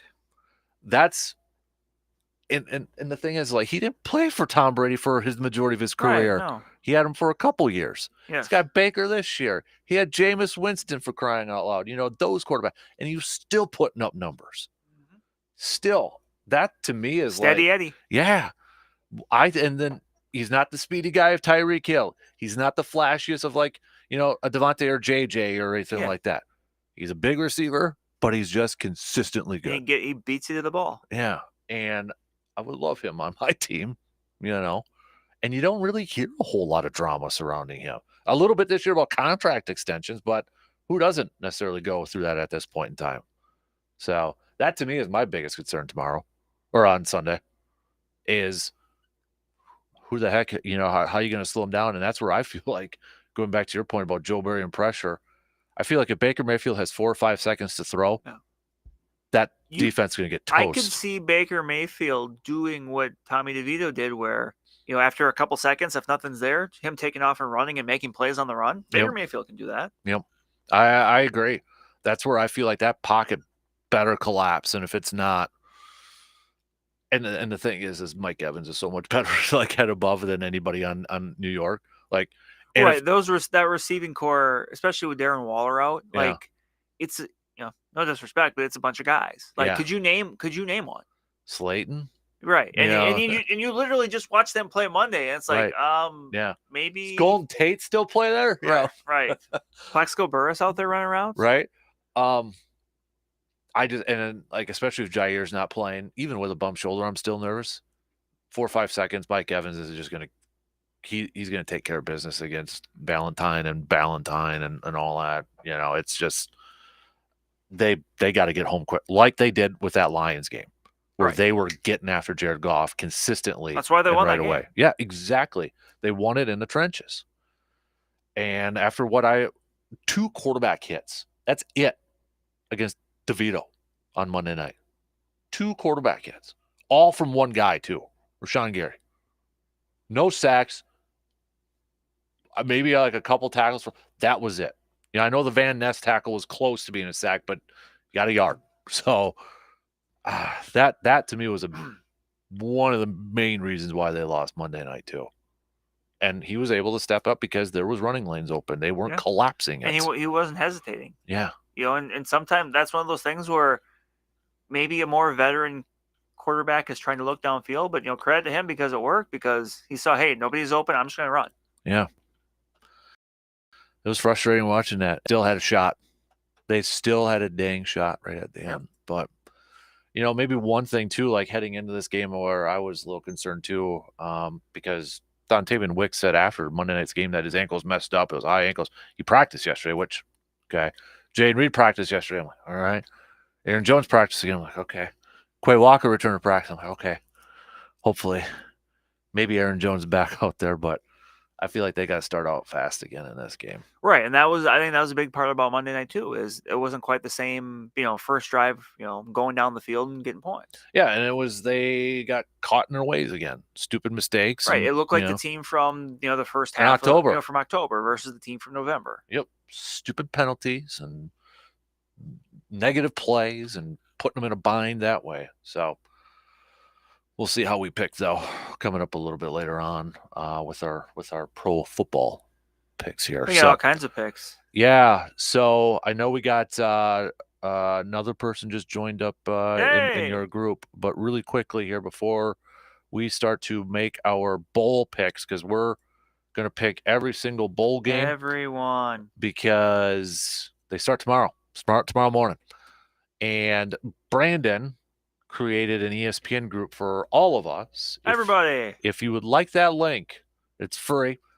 We're going to do it for fun. Maybe I'll throw in something for a winner.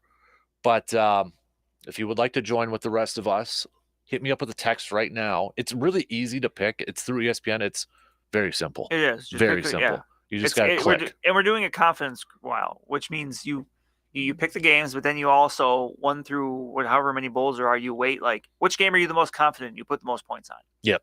Points for just winning. Just to give it a little more more spice to it. Yep, exactly. So do that, or excuse me, if you want that link to join with us, Brandon posted it a few days ago in our group page on Facebook, but because it's the holidays, it's Christmas, if you would like that link texted to you, I'll text it to you too. All right, with the password to get in. But you got to do it here quick because games start tomorrow morning. Right. We want to make sure you're in. You get your games picked. Right. Yep. Definitely. So you can hit us up with a text at 715-830-1912, or again, go to our Man Cave Conversations Facebook group page. If you're not a member of that yet, you'll have to be approved, but just submit it and I'll approve it right away. And then you can get the link off of there and start to make your picks. So I feel like, though, Brandon, before we get to this, before we take a break and get to them, and don't tell me who you made this pick, but I feel like at least this year, maybe as opposed to other years, for as much flack as they got, I feel like the national championship game is a little bit more up in the air as compared to other years. Like, I feel like if Georgia would have won and they were in that, majority would be picking Georgia to win this. Other years, it's been Alabama. And I know Alabama's in here, but they're the 4th seed. I at least feel like that. I mean, there's going to be a majority on some, but I feel like for maybe it's a little bit more open this year. A little bit more open. You can make a case. It's not the Georgia, because I feel like if Georgia was in there, that would be everybody's pick almost. Like, that would be the one out there. So we'll see how everybody else plays out, though. So, all right, tell you what, we'll take a break here. Okay, we got a couple more texts for that link, so I'll send those on over there. We'll take a quick break, and we'll start it off with the college football picks, and then we'll probably take another break and do the NFL picks after that. So, all right, we'll be back in just a few minutes.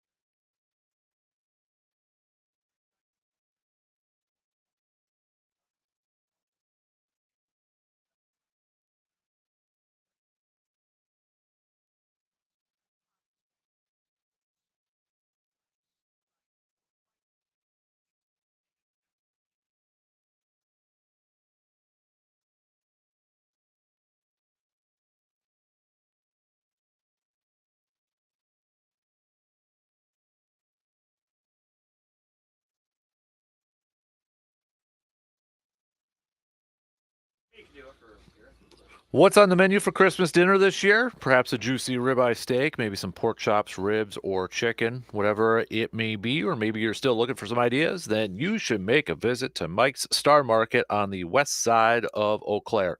Since 1990, Mike's Star Market has been offering the best beef, lean pork sausages, and brats, condiments, and custom spice mixes, all handmade right in their store for the freshest flavor. And what's the holidays without some sweets? Mike's also has chocolates and now a wide variety of freeze-dried candy. So visit Mike's Star Market today at 2238 Heimstead Road in Eau Claire. All right, we're going to be doing 2 parts to our Elbow Room Picks and Predicts segment with the bowl season set to begin tomorrow morning with Ohio taking on Georgia Southern. We're going to start off the segment here with our college football bowl picks. And again, reminder, if you are not a part of that ESPN group that our good friend Brandon has put together, go check it out on the Facebook group page, or as I've texted a few of you already, I'll text you the link with the password so you can join for free. Surveyor Sam with a quick text: the bowl prediction is going to be dominated by me. I've read the scrolls, did my enchantments, and prayed to the football god. You'll appreciate this, Mike Leach, and he had provided me with all the winners, Brandon. I just had to listen to a 10-minute dialogue about what mascots would win in an all-out battle royale. I knew you would appreciate that. Thank you. Yes, I do appreciate that. And I do hope that some people did, like, that was the entire, like, prospect of their picks was what mascot would win. Mm-hmm. Because I'll probably do better than I will. I would have. I'm a little disappointed that you did not wear your Washington sweatshirt. Not today, I know. No, you should have on bowl prediction day. Yeah, I let everybody down. Dare you? I know. How dare you? All right, so we got this. We got Luke that's also going to be joining in on some picks here. So, Brandon, since this is your group, you are going to get the honors to make the picks. Oh boy! For each game first. Okay. All Then right. we'll go clockwise with this thing. So you're at noon, you're at 2, and I'm at like 6. Okay. So we'll go about that way. Good All luck. right. All right. So We don't have any fancy music because I want to put this up in the podcast. That's fine. But I Yeah. thought you were gonna. Just play it at the 5, home edition. 4. No, I just meant if you're gonna say the 3, bowl. 2, 1. You're. I don't know the bowl names on here because they're not. I got Okay, Luke, this is you then. I got Okay. our corporate champions here. We need it. Okay. Myrtle Beach Bowl. You guys said the teams off. Oh, Georgia Southern versus Ohio. Ohio. Oh, Ohio. All that to say. I'm looking on my phone where I made the picks and it doesn't say the name of the bowls. Well, that's why I've got mine up too. So that's Right. so yeah. Luke, you're gonna have to carry us here, Luke. well, So okay, as normal, yes, you're I'll gonna have do to that. carry us here. Yeah. Yes, thank I'm getting paid by all of these companies. I've never heard of some of these, by the way. Yeah, Myrtle Beach Bowl, Georgia Southern versus Peter King U, Ohio. I'm picking Ohio. You're picking Ohio. I You're am picking Ohio too because not only is it Peter King U, it's Tyler Russ U. The defensive coordinators from actually DC Everest for Hey! Ohio. Evergreens. We got our good friend Mark Fana's son, who's also on the coaching staff for Ohio. So it's like Wisconsin East over there. We'll go Ohio. Pretty much. The HBCU game tomorrow. The Cricket Celebration Bowl. Howard versus Florida A&M. Florida A&M, and it's not going to be close. I'm going to take A&M as well. How dare you diss Howard like that? I'm taking A&M too. So yeah, So the old absolutely. Griffith Stadium Yeah. was. The R&L Carriers New Orleans Bowl. Jacksonville State versus Louisiana. Jacksonville State. I'm taking Jacksonville State as well. They just lost last night That to was the Badgers basketball, in though. basketball. Mm. They A bounced sign. back and beat Louisiana, though. So there you go. Jacksonville State. Recovering the year Yes. for those who attend Jacksonville State. The Cure Bowl. Miami of Ohio versus App State. I'm going to Miami- go with Miami O. Yeah, I'm going to go with my first upset. Appalachian State wins this one. So it's either the Ben Roethlisberger U or the Daniel Jeremiah NFL draft analyst U. Appalachian State. I'll go Daniel Jeremiah. Oh, one that's right. You there. go with alumni.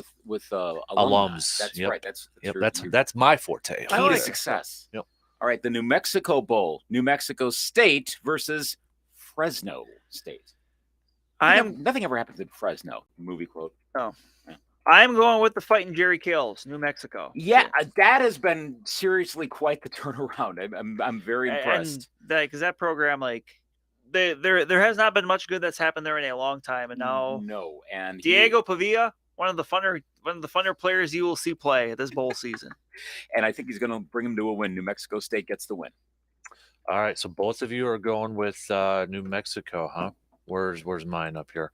Yeah, I'm going as well. I thought about going with Devontae Adams, you at Fresno State, but no, I went New Mexico State. So. The LA Bowl. This used to be the Jimmy Kimmel LA Bowl. Now what is it? The Rob Gronkowski? No, it's the Starco Brands LA Bowl hosted by Gronk. God. Yeah, because I want that trophy. Jesus. Yep. This game's on in primetime too tomorrow. Mm-hmm. But you said the teams, right? No, I didn't even bother with that. UCLA versus Boise State. I'm going with Boise. I'm going to go with the hometown UCLA win. Chip Kelly channeling his inner John Wooden in this game on the football sense, and UCLA wins. Live on ABC, which would be a great tie into Jimmy Kimmel, except, of course, it's not. The Radiance Tech Independence Bowl, formerly the Pool and Weed Eater Independence Bowl for those old school types. Cal versus Texas Tech. I'm scrolling to find it. By the way, we're still tomorrow. We have not yet moved on from Saturday. All right, for me, I am going with Texas Tech. I'm going to go Texas Tech. This is an 8:15 start, so late night Independence Bowl action tomorrow. Yeah. night. Do I go Aaron Rodgers you or Graham Harrell you? I'll go Graham Harrell you on this one, Texas Tech. Oh, the mighty have fallen. Yeah. All right. I used to have a Texas Tech hat when I was a kid. Fun nugget. Yeah, anyways. The more you know. So now the Bahamas Bowl is not happening this year, taking its place for 1 year at Jerry Richardson Stadium in Charlotte, not the home of the Panthers, the famous Toastery Bowl. I don't know what that is, but Western Kentucky will be playing Old Dominion in that game Monday afternoon at 1:30. Yes, sir. And I am going with Western Kentucky. Big Red. Those are the Hilltoppers, correct? Yes. I'm going to take them as well. I am going to go with I'll go Western Kentucky. I was trying to find a decent alum there, but I can't. So yeah, I'll go Western Kentucky. Famous Toastery is a restaurant. So, I go look for Known for their toasteries. Somewhere else in the country. The Scooters Coffee Frisco Bowl, UTSA, San Antonio versus Marshall. This is Tuesday night at 8 p.m. Meep, Roadrunners, UTSA. Yep, same here. They're actually had a pretty decent season. We are UTSA. Wow. All right, here we go. Now some classics. The roofclaim.com Boca Raton Bowl. This is Thursday the 21st. USF, Southern Florida versus the Cuse. Where's I scroll? By the way, this is the person who set up the package. It's just they're not in order. That's but true. Yeah, it's a little I'm going with Syracuse. I'm going to go with Southern Florida, kind of a home field advantage. Not really, but better than Syracuse anyway. I'm going to go with Greg McNamara, you, or Donovan McNabb, you, or Carmelo Anthony, you. Syracuse. Or any broadcaster on TV, you. Yeah, that's that too. So, yeah, I'll go Syracuse. All right, a week from tonight, the Union Home Mortgage Gasparilla Bowl, UCF, former national champions versus similarly colored Georgia Tech. Both have kind of the gold and like black or navy schemes. I'm going with Georgia Tech. I'm going to go UCF in this one. So do I go Calvin Johnson you or Dante Culpepper you? Ooh. Two gigantic men. Yeah. Blake Bortles also. Oh, Blake Bortles. And also Blake Bortles. Or Taco Fall. Ooh, look at that. Speaking of gigantic alums. I'm going Dante Culpepper you, UCF. Oh. You going to get your roll on? I hate that thing. That's so Got stupid. two Viking fans doing it here. Yeah. All right, big day of action a week from tomorrow. 7 bowl games kicking off with the Birmingham Bowl, Duke versus Troy. Troy is a college, not just some dude. Troy Aikman versus Duke. I don't think I prefer to watch that. Yeah, Actually, I don't think either team has their coach. So I think they both left for greener pastures. But I am going to go with Duke. I'm going to go Troy in this one. I'm going Brad Pitt. What? The movie Troy, Brad Pitt. Oh, come on. Nah. All right. Wrong. On to the Camellia Bowl. Same state, just going over to Montgomery on Saturday the 23rd. Arkansas State versus Northern Illinois. Northern Illinois. I'm going to go NIU as well. Yeah. I don't like Illinois in anything, but I'll pick Northern Illinois. All right, nice choice. Lockheed Martin Armed Forces Bowl. James Madison, heard a lot about them. They actually get a bowl game. This other teams couldn't play. Versus Air Force. I'm glad they got a bowl game, but with that said, I never bet against the service academies and bowl games. Yeah, Air Force. It's true. I'm going to take James Madison. I think they pull off the whole feel-good story there.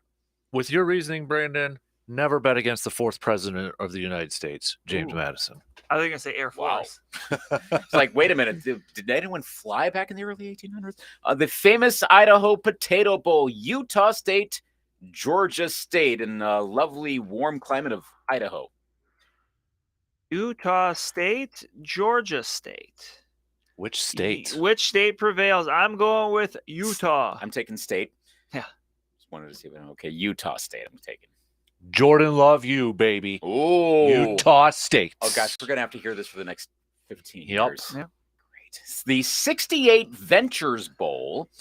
You're wondering what the 68 Ventures Bowl. So was I.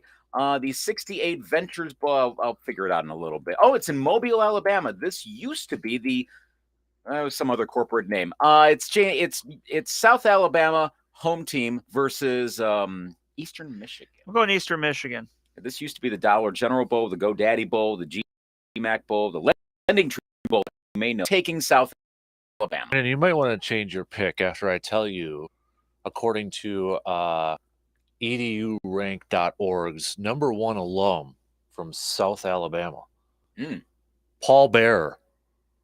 The pro wrestler or manager. Yes. Wow. The Undertaker. His longtime manager, yes. Yes. That is outstanding. I really appreciate that you're bringing these out here. Exactly. David Freese is ranked #2, but I think no. we're not. We don't give David Freese the time of day on this show. Yeah, I'm going Georgia Southern. Yep. As their alum would say, oh yeah. Have a Hank Williams Jr. song stuck in my head after seeing South Alabama. SRS Distribution Las Vegas Bowl, Utah Northwestern. Utah. Utes as well. Yep, I got Utah. All right. Michael Doliak, you. Ha! The capper on the 23rd, 9:30 p.m., the Easy Post Hawaii Bowl, Coastal Carolina, San Jose State. Coastal Carolina, no Grayson McCall, who is transferred. I am going with San Jose State. Okay, see, now I had picked Coastal Carolina. Knowing that information, late info, I'm switching my pick. San Jose State. How dare you go against the Chanticleers, Brandon? The Fancy Chickens. I don't care who's not playing. I'm going with the Fancy Chickens. You always go with the Chanticleers. Come on, dude. Not going to be that fancy after this game. All right, on we go to, we take a break for Christmas Eve and Christmas Day, December 26th, Boxing Day. It's the Quick Lane Bowl, one close to my heart. Bowling Green versus Minnesota. I'm going to say that Minnesota wins because they had the highest APR among teams that could make it. They're smart. Given the history of Minnesota athletics and academic issues, that's kind of an unexpected turn of events. And I'm going to go Bowling Green. Maybe this is my permanent Gopher cynicism, but I'll take Bowling Green in this one. Yeah. Tough call there. You got to pick. Are you going to pick a Minnesota team? Carl Brooks, you from Bowling Green, or Devondre Campbell, you from Minnesota? Yeah, got a Packer connection. I got to go Golden Gophers. Yes, it finally Golden happened. Gophers. The Serve Pro First Responder Bowl, Texas State, Rice. Deep in the heart of Texas, at least with these two teams anyway. Mm-hmm. I, in all of my infinite wisdom, am going to go with Rice. I'm going to go Texas State in this one. Oh, what is going on with my picks? It keeps kicking me out, Brandon. What kind of website do you have here? Keeps picking me out. Well, what are you looking at? I don't know. I just signed back in again, and it says it's too early to play. By the way, this game will be played at Gerald Ford Stadium. The other Gerald Ford at SMU. I'll say that's it's an all Texas affair in Dallas. Yes. I went with Texas State though. So Okay. I like me some Rice, but not this one. Not that one. The Guaranteed Rate Bowl, Kansas UNLV. This is kind of a low key, good game. Here they start getting good. Yeah, they in a different way. But I went with Fighting Lance Leopold's Kansas. The Guaranteed Rate Bowl being held in Arizona. Was this the This was the goal. This is the bowl the Badgers played in last year. And this was the legendary Cheez-It Bowl for those who want your lineage. I'm going to go with Kansas. Yeah, Lance. Not NSYNC Lance. Kansas. Well, Lance Harbor from Lance Harbor. Did he ever go to college or did the No, whole he just played. NSYNC He thing? just He was head coach. No, I'm talking about Lance. I was Lance thinking Harbor or Bass. Lance? Oh no, No, no, it's we were like- talking I don't about. think he went to Lance college. All right, here we go. The Military Bowl. Virginia Tech, Tulane. We're on December 27th now. Virginia Tech. I'm taking Tulane. Pretty good season from them. You're nuts, Brandon Tulane Green Wave. Come on. They don't have their coach anymore. Who cares? I care. All right. The bowl game that led to maybe one of the best phone calls in the history of the show, the person that called in to say they hate Duke's Mayo. The Duke's Mayo Bowl, North Carolina, West Virginia. I am going with North Carolina, even without no Drake May. Without any Drake May, I should say. Yeah. Proper. UNC, it's kind of a home field advantage for them. I'm going North Carolina because even though with no Drake Mayo, it writes itself. North Carolina. Some interesting logic there. All right, here we And go. Michael Jordan, you. The Holiday Bowl, Louisville, USC. I'm going with Louisville. Yeah. Did you have to kind of swallow the Louisville? Jeff Brom, at the time, I thought that was a really good hire for Louisville. Year one, hit the ground running. They're 10-3. They're facing a Caleb Williams-less USC. USC is disappointing. I'm going to go Louisville. I cannot believe I'm saying that. I would not have thought that at the beginning of the year. USC would have fallen that far, but I'm doing that. Tom Jackson. Thank you. No, Thank you. Yep. Good choice. All right, the Tax Act Texas Bowl, Texas A&M, Oklahoma State. I'm going with Texas A&M on this one. Just got a feeling. They're recovering The from the Aggies. depths of the Jimbo Fisher era. I'm going to take the Cowboys, even though he's over 40. Okay, State. I'm a man. I'm like 50 now. 51. He's getting older and older all the time. All right, on the Wasabi Fenway Bowl, Boston College versus SMU. Man, SMU kind of got the, no offense, but they kind of got the short end of the stick with this bowl, Little considering what bit. they could have had earlier on. With that said, I'm going to take SMU On the road, December it's- 28th. yeah. I will take the Mustangs. I am going to go with Tanner Mordecai U. SMU. Another bowl game in a northern climate at a baseball stadium. The Bad Boy Mowers Pinstripe Bowl, Rutgers versus the U. Fighting Greg Schianos, Rutgers. I'm taking Rutgers over Miami in this one. Yeah. You guys are nuts. Van Dyke U. All right, on to The U. maybe the most fun mascot. I think that's not exactly a hot take, but here we go. The Pop-Tarts Bowl in Orlando, NC State, Kansas State. Who will take a bite? Who will take a bite? I am going to go with NC State. I'm Dave Doran. K-State for me. I got K-State too. All right, now a real fun game potentially. The Valero Alamo Bowl, Arizona, Oklahoma. Arizona. I'm taking the Wildcats. Oklahoma. All right, on to the 29th. The Tax Slayer Gator Bowl, Clemson, Kentucky. The battle of the people that hate NIL and the transfer portal. I am going to go with Clemson. I take Clemson in this one. Thank you, whatever that guy's name was, the caller. What was Oh, yeah, I forget his name too, but yeah, he got the team back on track. yeah, so. thank you. Holy crap, we got to get going here. I know we do. That's why I'm picking Yeah, up the pace here a little bit. Clemson. All right. Tony the Tiger's Sun Bowl. Notre Dame, Oregon State. Notre Dame. I'll take Oregon State. We'll go Notre Dame. The AutoZone Liberty Bowl, Memphis, Iowa State. Iowa State. I'm going with Moo U.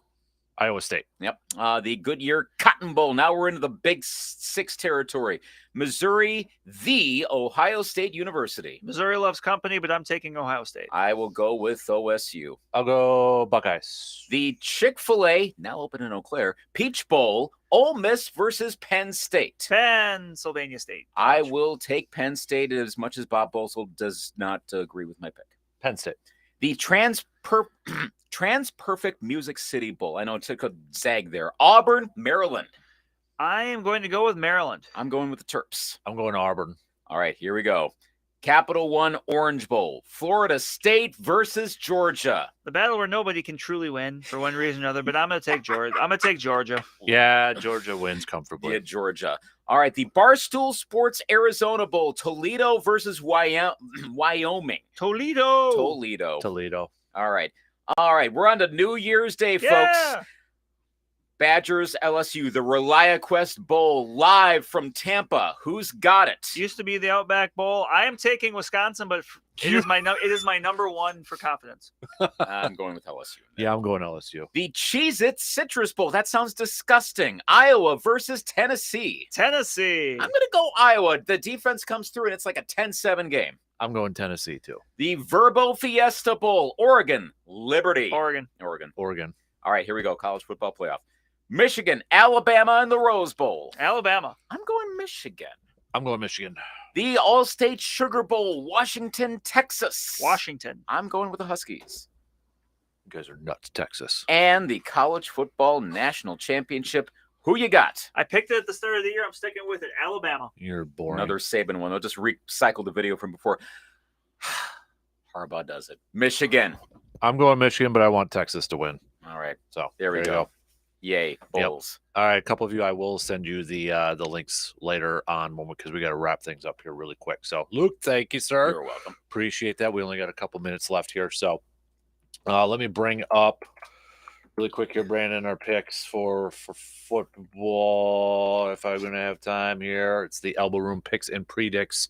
So, we'll just start off because we got tomorrow's game, Minnesota versus Cincinnati. I'm thinking Cincinnati. They're playing too well right now. I think they get it. Say that again in the mic closer. I'm taking Cincinnati Bengals. God, dude. I had to turn that one down. I'm going to go with the Bengals as well. Let's what's the next one here because it's not loading up for me. We got Colts Steelers. I'm going to take the Colts. I'll take Colts too. Broncos Lions. I'm going to go Lions. I'm going Broncos, baby. I hope you're right. I want some chaos here. Jets Dolphins. Dolphins. Yeah, Dolphins. I don't know why I had to think about that for a second. Giants Saints. Saints. Texans Titans. I'm going to go with the Titans because I don't think CJ Stroud's playing. Good point. I'm going to go Titans too. Panthers Falcons. Falcons. Bears Browns. Browns. Joe Flacco got himself a new contract, baby. Yes, he did. Chiefs Patriots. Chiefs. Fun nugget. First time Chiefs and Patriots have played a noon game since Tom Brady tore his ACL in that game. Think about that. Jeez. Yeah, Chiefs. 49ers Cardinals. Niners. Commanders Rams. Rams. Cowboys Bills. I'm going to go Bills. I'll go Cowboys. Ravens Jaguars. I'm going to go the Ravens. Eagles Seahawks. Eagles. Packers Bucks. Packers. Okay, there we go. There's our picks. We had to hustle that in there. Sorry. Whew, that was I feel like every year our bowl picks always take longer than we expect. Mm-hmm. Yeah. But there's just so much to talk about. It's my fault for trying to come up with an alum every time. No, that's fair. I try to be creative. It was totally worth it for the Paul Bearer mention. You're welcome. Now you got to make you're going to change your pick. You should have chose Minnesota based on Brock Lesnar going to college there. I could have done Ric Flair for a hot minute. You could have run Ric Flair. See, I knew that one off the top of There you my go. head.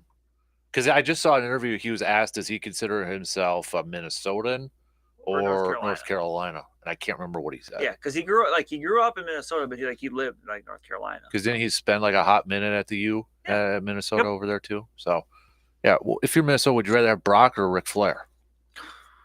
That depends if Brock can hear you. Former Minnesota Vikings preseason legend Brock Lesnar. Oh, He threw some Chief around because that Chief was getting up in Dante Culpepper's business. ooh. Yeah, he got in a fight in a training camp back when they did like the training camp practices. Did The Rock spend a training camp with somebody? I don't know if he ever did, because he went. Obviously, he played at the U, Yeah, but I don't know if he ever did. I know he played Canadian football. He did. He played up in the CFL. So, yeah, I think that's all. Yeah. No, he didn't go to the NFL. So, all right. Shot clock's going to cut us off. Remind everybody, Brandon, what's your schedule? Where are you going to be like either tonight or tomorrow? Anywhere? Yeah, tonight actually I'm going to be at McDonald for McDonald Bloomer boys basketball, a big early season game in the Western Clover Belt. Tomorrow we'll be back at McDonald for McDonald taking on Alaska in a girls basketball matchup. All right. Sounds good. That's going to do it for us. DP and a dance up next. I will text you, a couple of you back, with the link to sign up to make your bowl picks over there. Games start tomorrow, so you got to get your picks in right away. Otherwise, you can go to our Facebook group page, and it's up there too. The link's up there too. Have a good weekend. We'll be back Monday morning just past 6 a.m. Talk to you then.